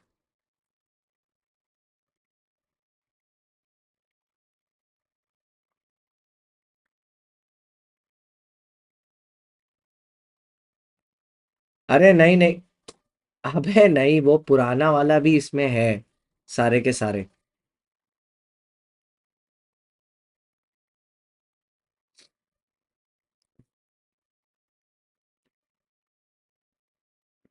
अच्छा, अब आते हैं चैप्टर 5 में, डिपॉजिट में।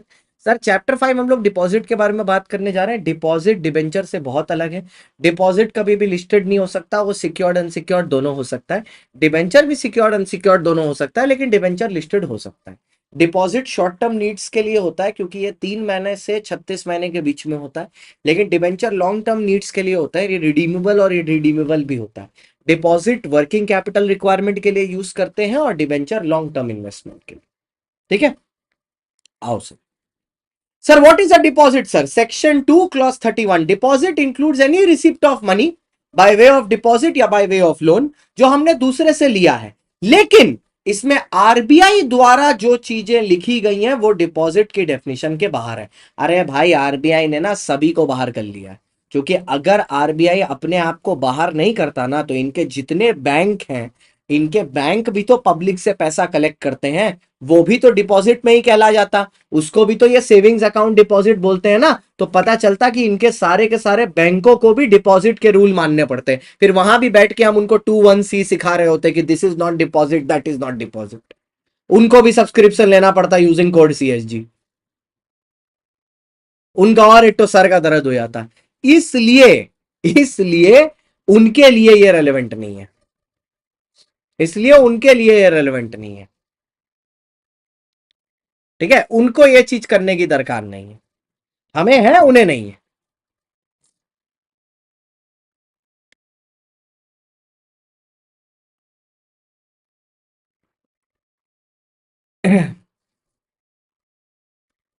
हाँ, तो अब उनको सबको पैसा रिटर्न करना पड़ जाता। तो इसीलिए यहां पर आरबीआई ने अपने डिपॉजिट्स को इस डेफिनेशन के बाहर ही रखा है कि भैया हमको तो परेशान मत करो, एज सिंपल एज दैट।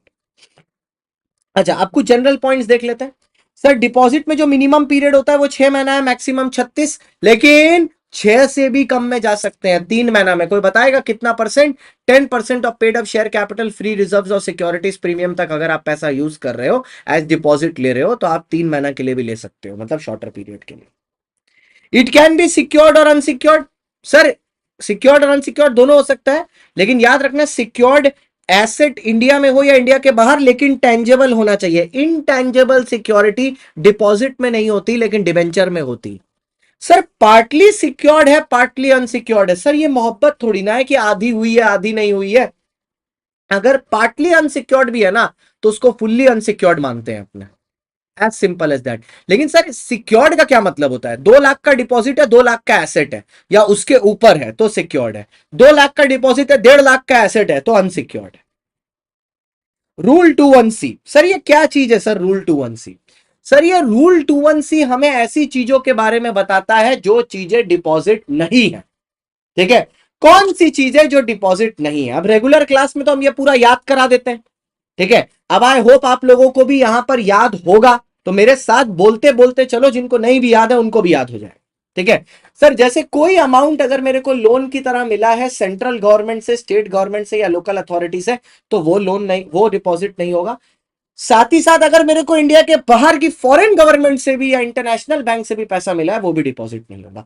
अपने खुद के इंडियन बैंक या पीएफआई से पैसा मिला है तो भी डिपॉजिट नहीं होगा।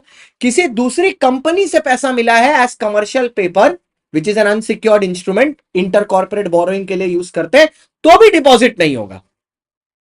ठीक है, तो भी डिपॉजिट नहीं होगा। ठीक है, जैसे मान लो टाटा मोटर्स ने रिलायंस को दिया है, तो भी वो डिपॉजिट नहीं होगा। साथ ही साथ कल की क्लास में बताया था, अगर आपका मिनिमम एप्लीकेशन जो आपको करना है या आपको जो अलॉटमेंट करना है, वो अलॉटमेंट अगर आपने 60 डेज में नहीं किया तो आपको 15 दिन में पैसा रिफंड करना पड़ता है। अगर आपने 15 दिन में पैसा रिफंड कर दिया तो वो डिपॉजिट नहीं होगा, विद इन 15 डेज के अंदर अगर आपने कर दिया तो।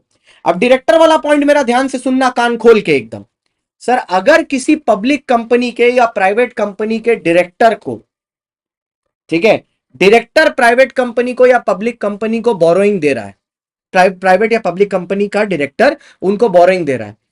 प्राइवेट कंपनी का डायरेक्टर भी हो सकता है, रिलेटिव भी हो सकता है। पब्लिक कंपनी का relative is not involve, private company का रिलेटिव, प्राइवेट कंपनी के डायरेक्टर का रिलेटिव अगर दे रहा है पैसा, प्रोवाइडेड, अगर दे रहा है पैसा, लेकिन प्रोवाइडेड उसमें क्या हो रहा है, एक तो वो अपना सोर्स बता रहा है कि ये पैसा उसको कहां से मिला, दूसरा वो ये बता रहा है कि बोर्ड रिपोर्ट में इस बात का डिस्क्लोजर दिया हुआ है कि उसको ये फंड रिसीव हुए हैं।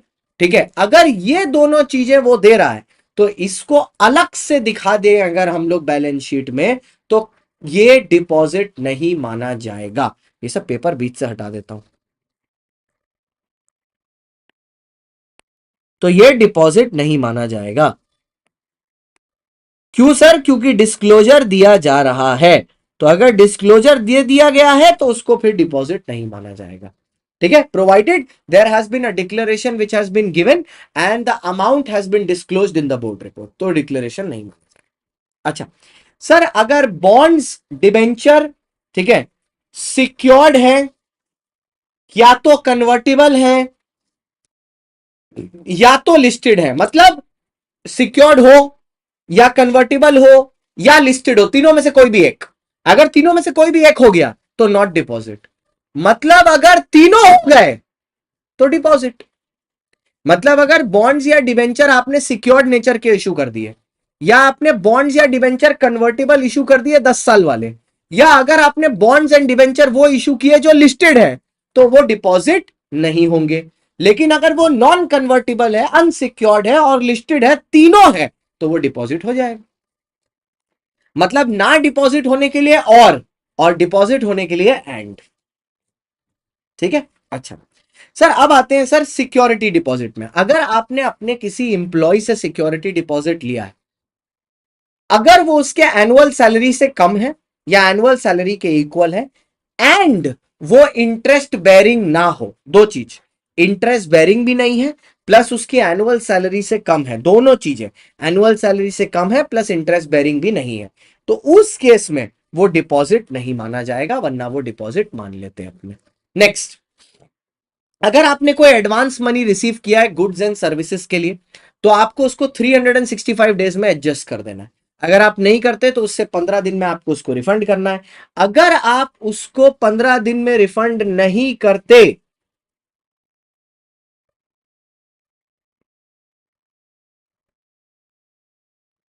ठीक है, 15 दिन में रिफंड नहीं करते, तो फिर उस केस में विद इन 15 डेज में रिफंड नहीं करते, तो उस केस में हम लोग इसको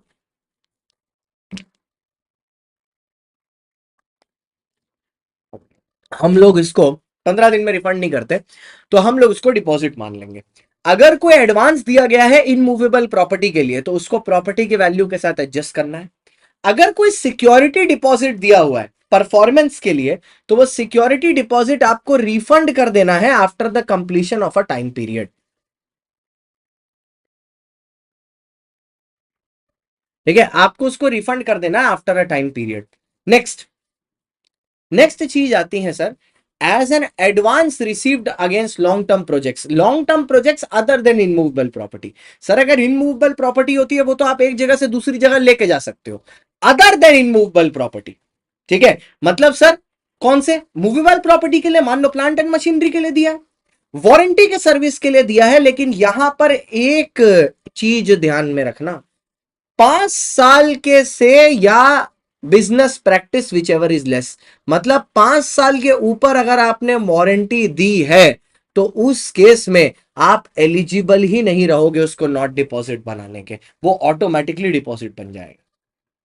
और last but not the least, अगर आपने कोई प्रिंट मीडिया में कोई एडवांस दिया है या कोई सेक्टोरल रेगुलेटर को दिया है, बड़ी सिंपल सी बात है सर, एडवांस में अगर आपने पैसा दिया, जिस दिन आपकी सर्विस ड्यू है तो वो एडजस्ट हो जाना चाहिए। अगर वो रीजनेबल टाइम के अंदर एडजस्ट नहीं हुआ तो 15 दिन के अंदर वापस आ जाना चाहिए। अगर वो 15 दिन के अंदर वापस नहीं आया विद इन 15 डेज के अंदर, तो वो डिपॉजिट है। अच्छा, फिर आया सर निधि कंपनी। निधि कौन है? निधि है डेविल हंटर की गर्लफ्रेंड, ठीक है, निधि और डेविल हंटर के काफी अच्छे संबंध हैं। तो निधि कंपनी वो कंपनी है जिसमें लोग थ्रिफ्ट एंड सेविंग के लिए कंट्रीब्यूट करते हैं। तो मान लो कल को मैं एक निधि कंपनी खोलूं और उसमें मेंबर लोग डिपॉजिट करना शुरू करें, तो क्या वो डिपॉजिट रूल लग जाएंगे क्या निधि कंपनी के ऊपर? कि बिल्कुल नहीं, ठीक है, बिल्कुल भी नहीं लगेंगे, ठीक है, कभी भी नहीं लगेंगे। निधि बीच में ही नहीं आएगी, निधि कोना से खड़े होकर देखती रहेगी डेविल हंटर को कि मेरा डेविल आएगा, हंट करके लेके जाएगा। अभी आजकल डेविल हंटर आईसीआई को हंट करने की कोशिश कर रहा है, लेकिन आईसीआई उसे हंट करने नहीं दे रही, हंटर मार के हटा दे रही है। पर डेविल हंटर गिव अप नहीं करना चाहता, लगा है आईसीआई के पीछे कि निकालो मुझे, ले जा तू मुझे अपने जहां में। लेकिन वो ले नहीं रहे इसे अपने जहान में, कहीं और ले रहे हैं। एक से ये 2 बार डुप्लीकेट कैसे हो गए? मेरे से ही कुछ हुआ है क्या? हाँ, मेरे से ही गड़बड़ हुई। मैंने एक ही पीडीएफ 2 बार लोड कर दिया, समझा? चलो कोई नहीं। सर अब आते हैं सर प्रमोटर पे, ठीक है। अब सर जो प्रमोटर है, अगर क्या हम लोग प्रमोटर से, अब ये प्रमोटर वाला सर ध्यान से सुनना, ठीक है, कभी कभार कुछ कंपनियों में ऐसा होता है कि प्रमोटर को एक इन्वेस्टमेंट लेके आनी होती है कंपनी में, ठीक है, ये रिक्वायरमेंट होती है एज पर दी कंपनीज एक्ट। जैसे सिडबी में है, सिक इंडस्ट्रीज लिमिटेड एक्ट में भी ये है कि प्रमोटर को कुछ पैसा अपना लेके आना पड़ता है बिजनेस में डालने के लिए, ठीक है। तो अब जब प्रमोटर इसको बिजनेस में लेके आता है इस पैसे को, तो it is an unsecured loan. क्या लोन है सर ये? Unsecured loan. अब सुनना सर, अब यहां पर एक्स आदमी बैठा है, ठीक है, एक्स आदमी बैठा है। अब ये एक्स आदमी कंपनी में आ रहा है, ठीक है, एक्स आदमी एज अ प्रमोटर। तो इसकी रिस्पॉन्सिबिलिटी ये है कि ये पैसा लेके आएगा। आप ध्यान से सुनना, इस प्रमोटर ने एक लोन लिया बैंक से जो कि अनसिक्योर्ड है, और इसने वो पैसा कंपनी को दे दिया। क्या ये डिपॉजिट कहलाएगा? नहीं। ये कब तक डिपॉजिट नहीं कहलाएगा? जब तक कंपनी प्रमोटर को वापस ना दे दे और प्रमोटर बैंक को ना दे दे। मान लो प्रमोटर ने खुद अपने पैसों से बैंक को पेमेंट कर दी, ठीक है, कंपनी ने मान लो अपने पैसे से, ठीक है, प्रमोटर को पेमेंट कर दी। किसके पैसे से? अपने पैसे से। प्रमोटर को पेमेंट कर दिया बैंक को प्रमोटर ने बैंक को कर दिया। क्या अब ये डिपॉजिट हो जाएगा? The answer is yes. मतलब सर मेरी बात ध्यान से सुनना, बहुत आस्ते से बोल रहा हूं, जब तक अमाउंट अनपेड रहे, ठीक है, जब तक अमाउंट अनपेड रहे, ये है कंपनी, ये है प्रमोटर, ये है बैंक। बैंक ने प्रमोटर को दिया, प्रमोटर ने कंपनी को दे दिया। अगर प्रमोटर अपने पास से बैंक को पेमेंट कर दिया और कंपनी ने प्रमोटर को नहीं दिया है, तो यह डिपॉजिट कहलाने लगेगा। तो अगर इसको डिपॉजिट नहीं बनने देना है, प्रमोटर को बाहर वाले को रीपे नहीं करना है पैसा, जब तक कंपनी उसको रीपे ना करे। एज सिंपल एज दैट, एकदम स्लोली स्लोली स्लोली। ठीक है, चलो नेक्स्ट। अबे कितनी बार डुप्लीकेट कर दिया है मैंने ये? क्या 100 बार हो गया है क्या? पीडीएफ बनाया है कि बवासीर बना दिया है? हर थोड़ा देर में वही डॉक्यूमेंट घूम के आ जा रहा है।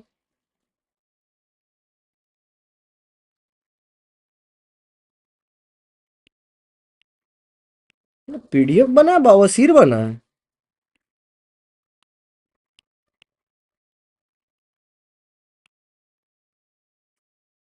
ये नया सॉफ्टवेयर भी टोपी है एकदम।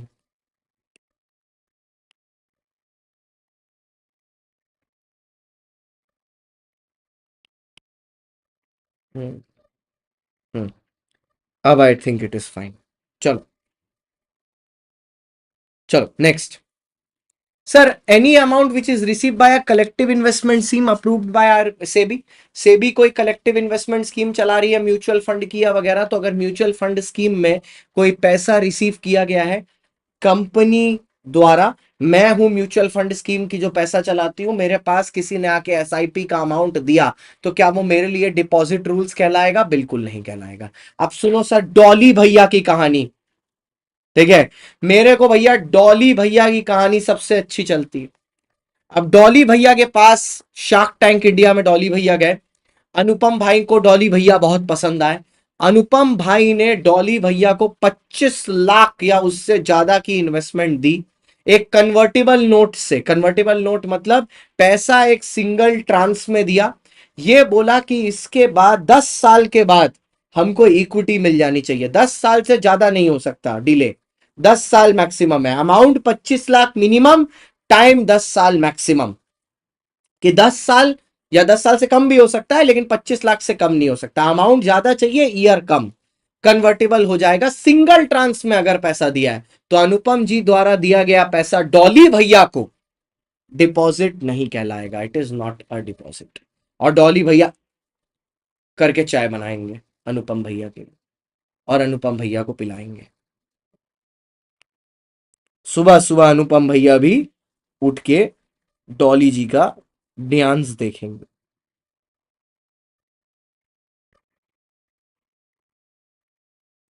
आइए, फिर आया sir amount receive by an alternate investment fund.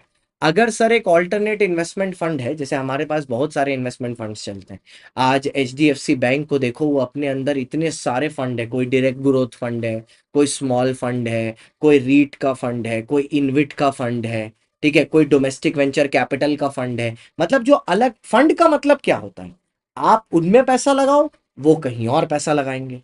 तो based upon the type of fund different different जगह पे पैसा लगता है। जैसे जो ग्रोथ फंड होता है वो जनरली इक्विटी हैवी रहता है। एक होता है डेट ओरिएंटेड फंड, वो डिबेंचर पर ज्यादा पैसा लगाता है। तो डिपेंडिंग अपॉन किस नेचर का फंड है, आपका आगे काम होता है। सर डिपॉजिटर का मतलब, अब डिपॉजिट जब हम लोग यहां पढ़ेंगे, डिपॉजिटर कौन होगा? सर प्राइवेट कंपनी के केस में तो डिपॉजिटर सिर्फ एक ही होगा, वो है मेंबर, क्योंकि वो मेंबर के अलावा किसी और से पैसा ले ही नहीं सकते। पब्लिक कंपनी के केस में ये मेंबर भी हो सकता है और पब्लिक भी हो सकती है। ठीक है, अब यहां से क्वालिटी स्क्रीन की बढ़िया हो जाएगी। ठीक है सर, तो डिपॉजिटर का मतलब होगा 73(2) में for case of a public और प्राइवेट कंपनी दोनों, लेकिन सर 76 के केस में it will only be from a public company. ठीक है, तो पब्लिक कंपनी सिर्फ दोनों से ले सकती है, मेंबर से भी ले सकती है, बाहर से भी। प्राइवेट कंपनी सिर्फ और सिर्फ मेंबर से ही ले सकती है। सेक्शन 73 सबसे पहला section, deposit from members.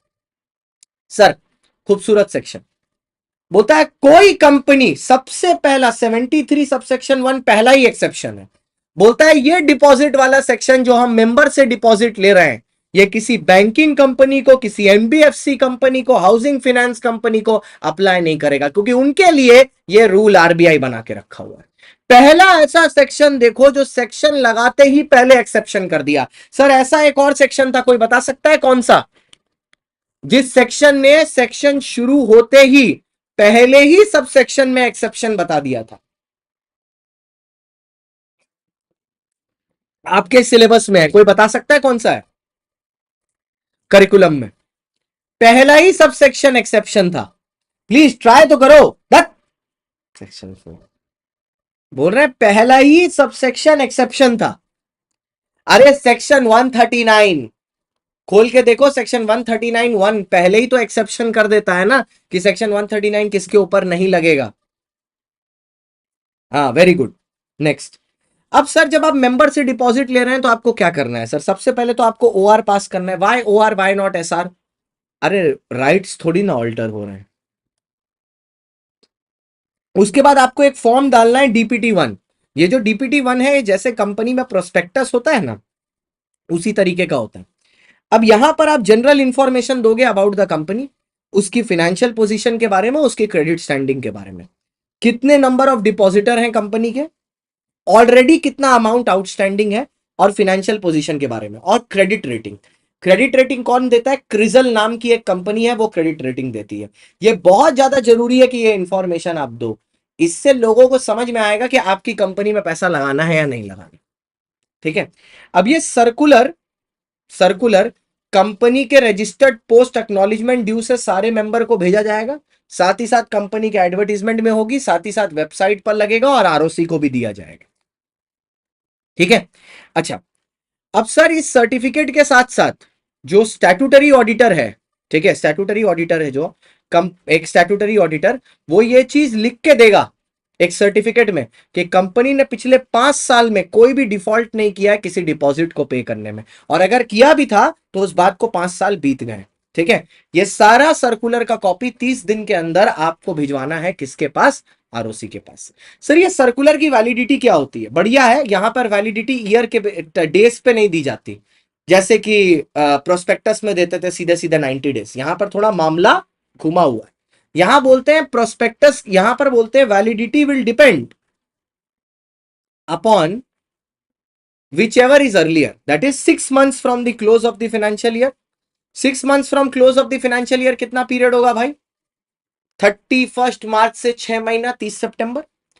Date when the financial statement is presented in the AGM, जिस दिन एजीएम में ये पहली बार प्रेजेंट किया गया, 30 सितंबर रख लेते हैं। ठीक है, अगर उसी दिन हुआ है तो। अगर कोई एजीएम नहीं हुई, the last date for holding the AGM 31 दिसंबर। So whichever is earlier, वहां पर वैलिडिटी ऑफ द सर्कुलर खत्म हो जाएगी।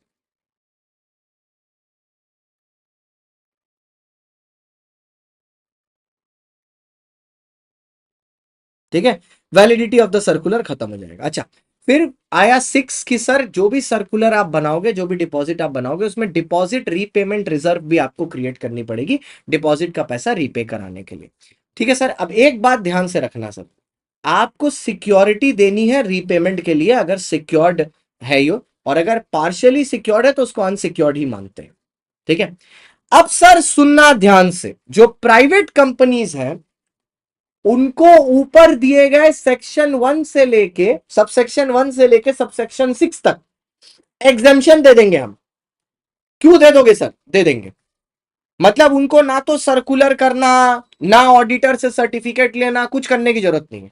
Provided, provided. वो इनमें से कोई एक कंडीशन पूरी करता है। वो जितने डिपॉजिट ले रहे हैं it is less than equal to 100% of the paid up share capital free reserve और सिक्योरिटीज प्रीमियम। अगर ये पूरी नहीं कर पा रहे तो वो एक स्टार्टअप कंपनी है फॉर 5 years। अच्छा, अगर ये भी पूरी नहीं कर पा रहे तो अब उनको 3 कंडीशन एक साथ आ गई। तीसरी वाले में ऑल है, वो किसी दूसरी कंपनी की एसोसिएट या सब्सिडरी नहीं होनी चाहिए। उसकी जो टोटल बोरोइंग है, ठीक है, वो 2 times of paid up share capital और 50 crore which ever is less के ऊपर नहीं होनी चाहिए। ठीक है। और जो कंपनी है उसने जो सबसिस्टिंग डिफॉल्ट अगर कुछ भी नहीं किया होना चाहिए बोरोइंग की पेमेंट में। अब यहां याद रखना ये 2 times the amount of paid up share capital है, not 2 times the amount of paid up share capital plus reserves. Reserves नहीं है, सिर्फ पेड अप शेयर कैपिटल। ठीक है। अच्छा सर, जो डिपॉजिट्स हैं they shall be submitted to ROC, उसका रिटर्न भरना पड़ेगा आपको अंदर DPT 3, जैसे वहां पर पास 3 होता था। ठीक है, यहां पर DPT 3 होगा। कुछ तो गड़बड़ हुई है इसके PDF बनाने में, कुछ तो घमासान गड़बड़ हुई है। मतलब इतनी घमासान गड़बड़ की है ilovepdf.com में, इसने तो मेरा लव खत्म कर दिया। एक ही चीज 3 बार घूम रही है PDF में। क्या ही कॉम्बिनेशन हुआ है भाई ये। अभी देखो, यहां के बाद ये आया। एकदम आई लव PDF ने एकदम लव ही खत्म कर दिया। सुंदर वाला नीचे आ रहा है, हमको बैठ के इसको अब एडिट करना पड़ेगा। अरे भाई मेरा जिंदगी में काम खत्म नहीं हो रहा, बढ़ता ही चला जा रहा है। ये ले भाई, ये 4K है, 4K ही है, गड़बड़ की गई है ilovepdf.com में, उसने लव खत्म कर दिया है।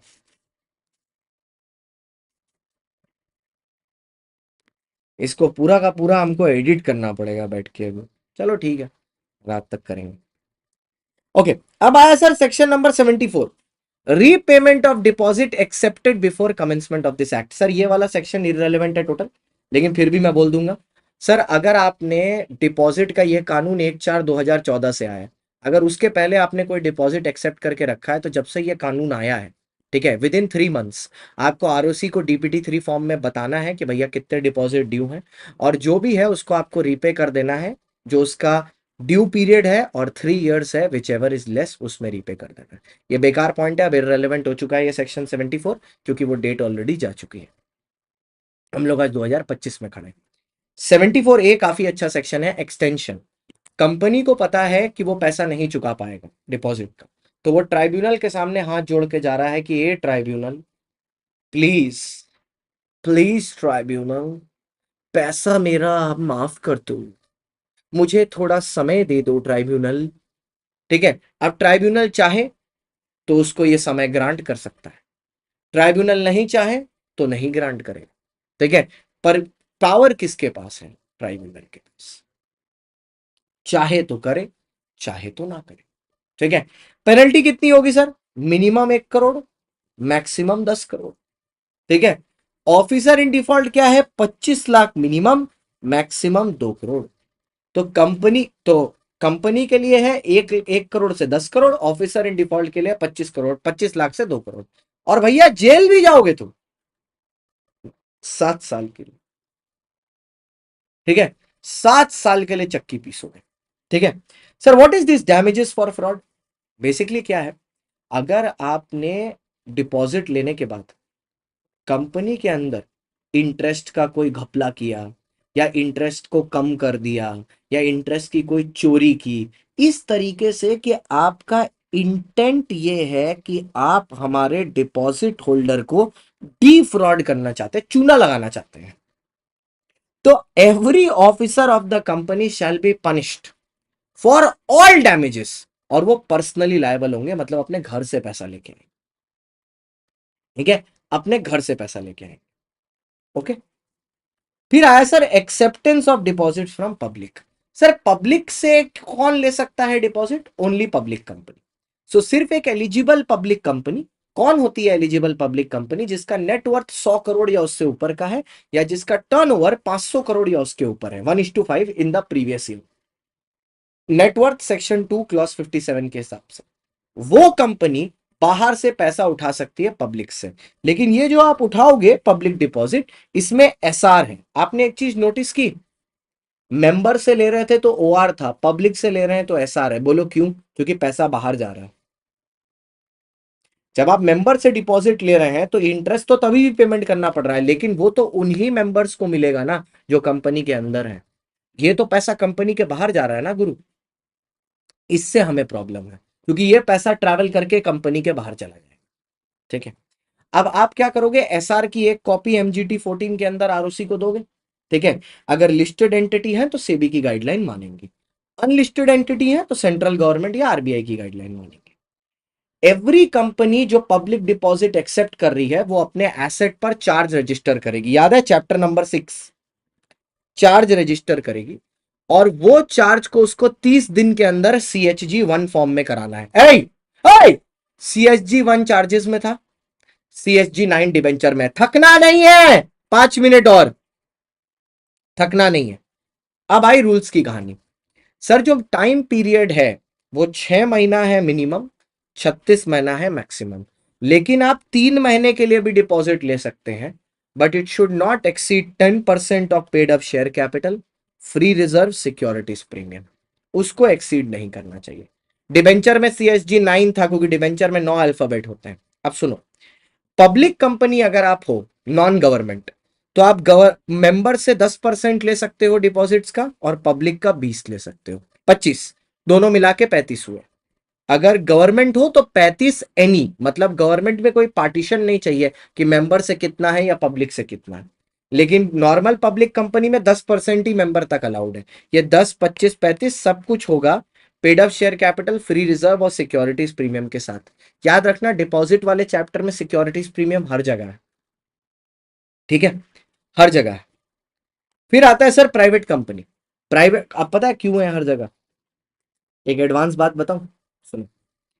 एज पर company rules of winding up, ठीक है, जब वाइंडिंग अप पढ़ोगे जाके, तो वहां पर रूल है कि अगर कंपनी की हालत बहुत खराब है और डिपॉजिट का इंटरेस्ट पेमेंट करना है, तो उसके लिए सिक्योरिटीज प्रीमियम का भी पैसा इस्तेमाल किया जा सकता है, once the company enters winding up.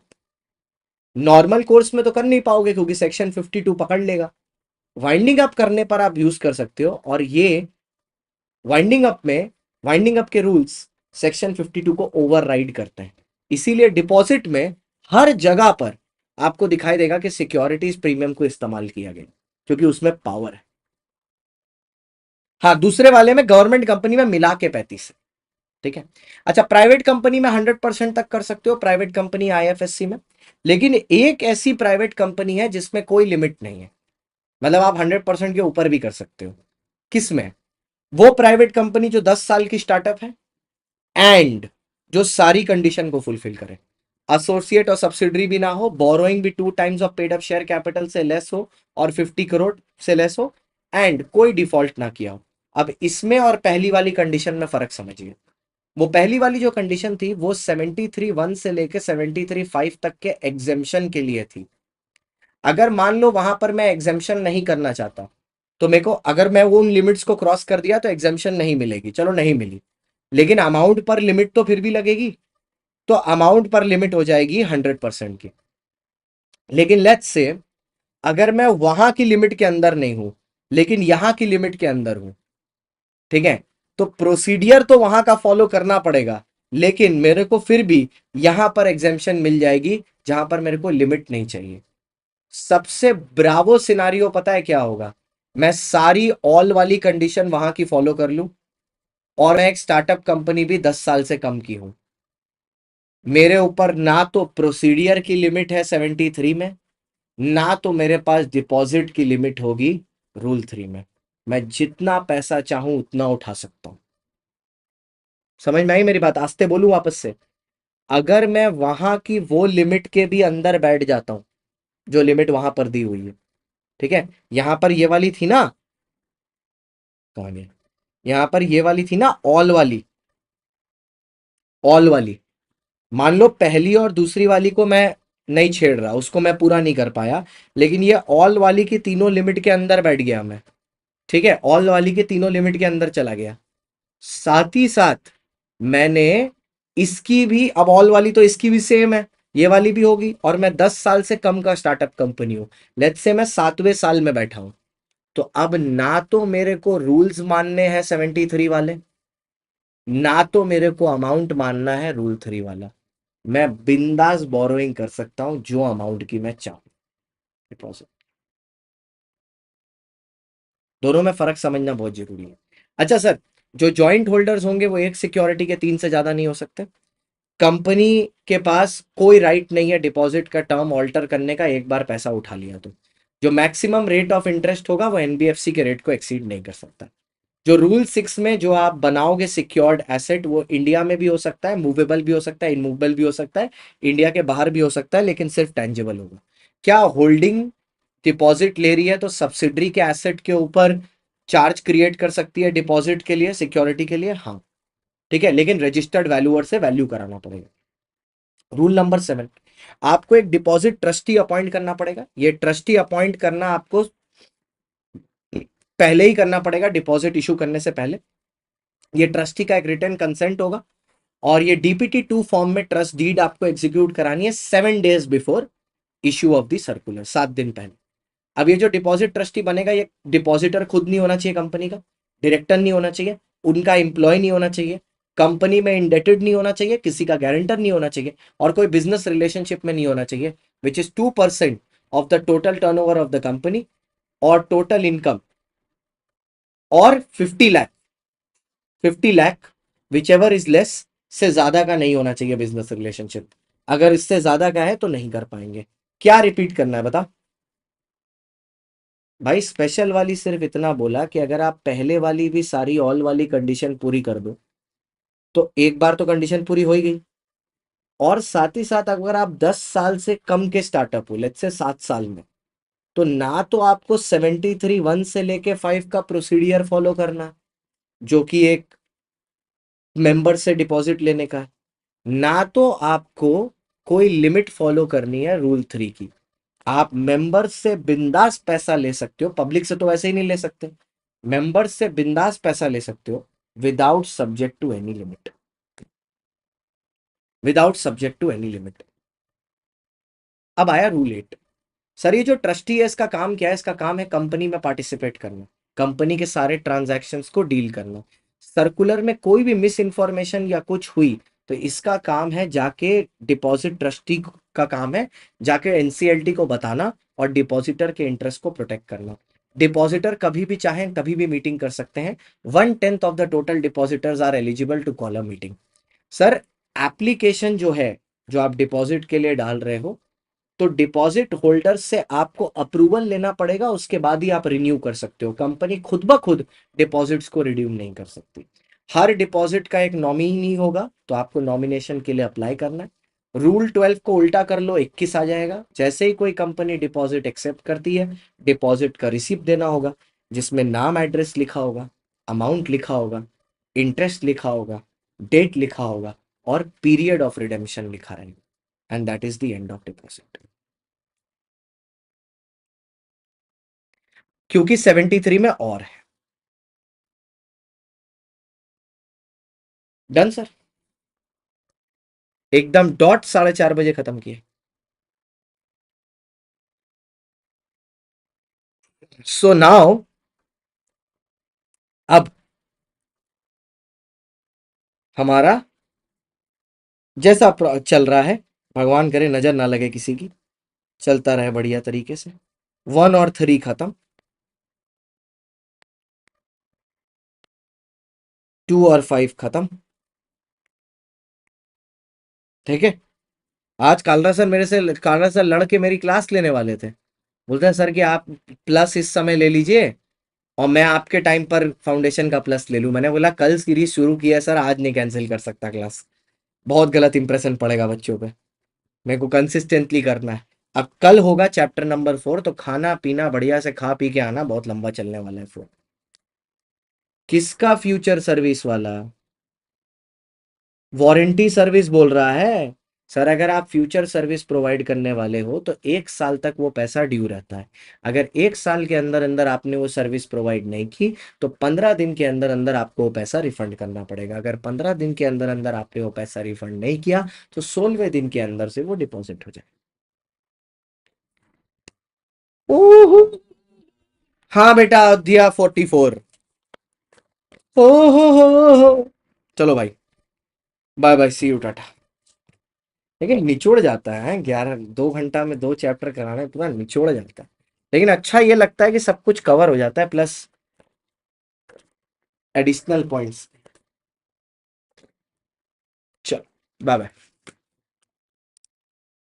Please ये लेक्चर्स अपने दोस्तों के साथ शेयर करना जो लोग कॉम्प्रिहेंसिव रिवीजन करना चाहते हैं। अकेले अकेले खाना नहीं, सबके साथ बांट के खाना। Bye bye.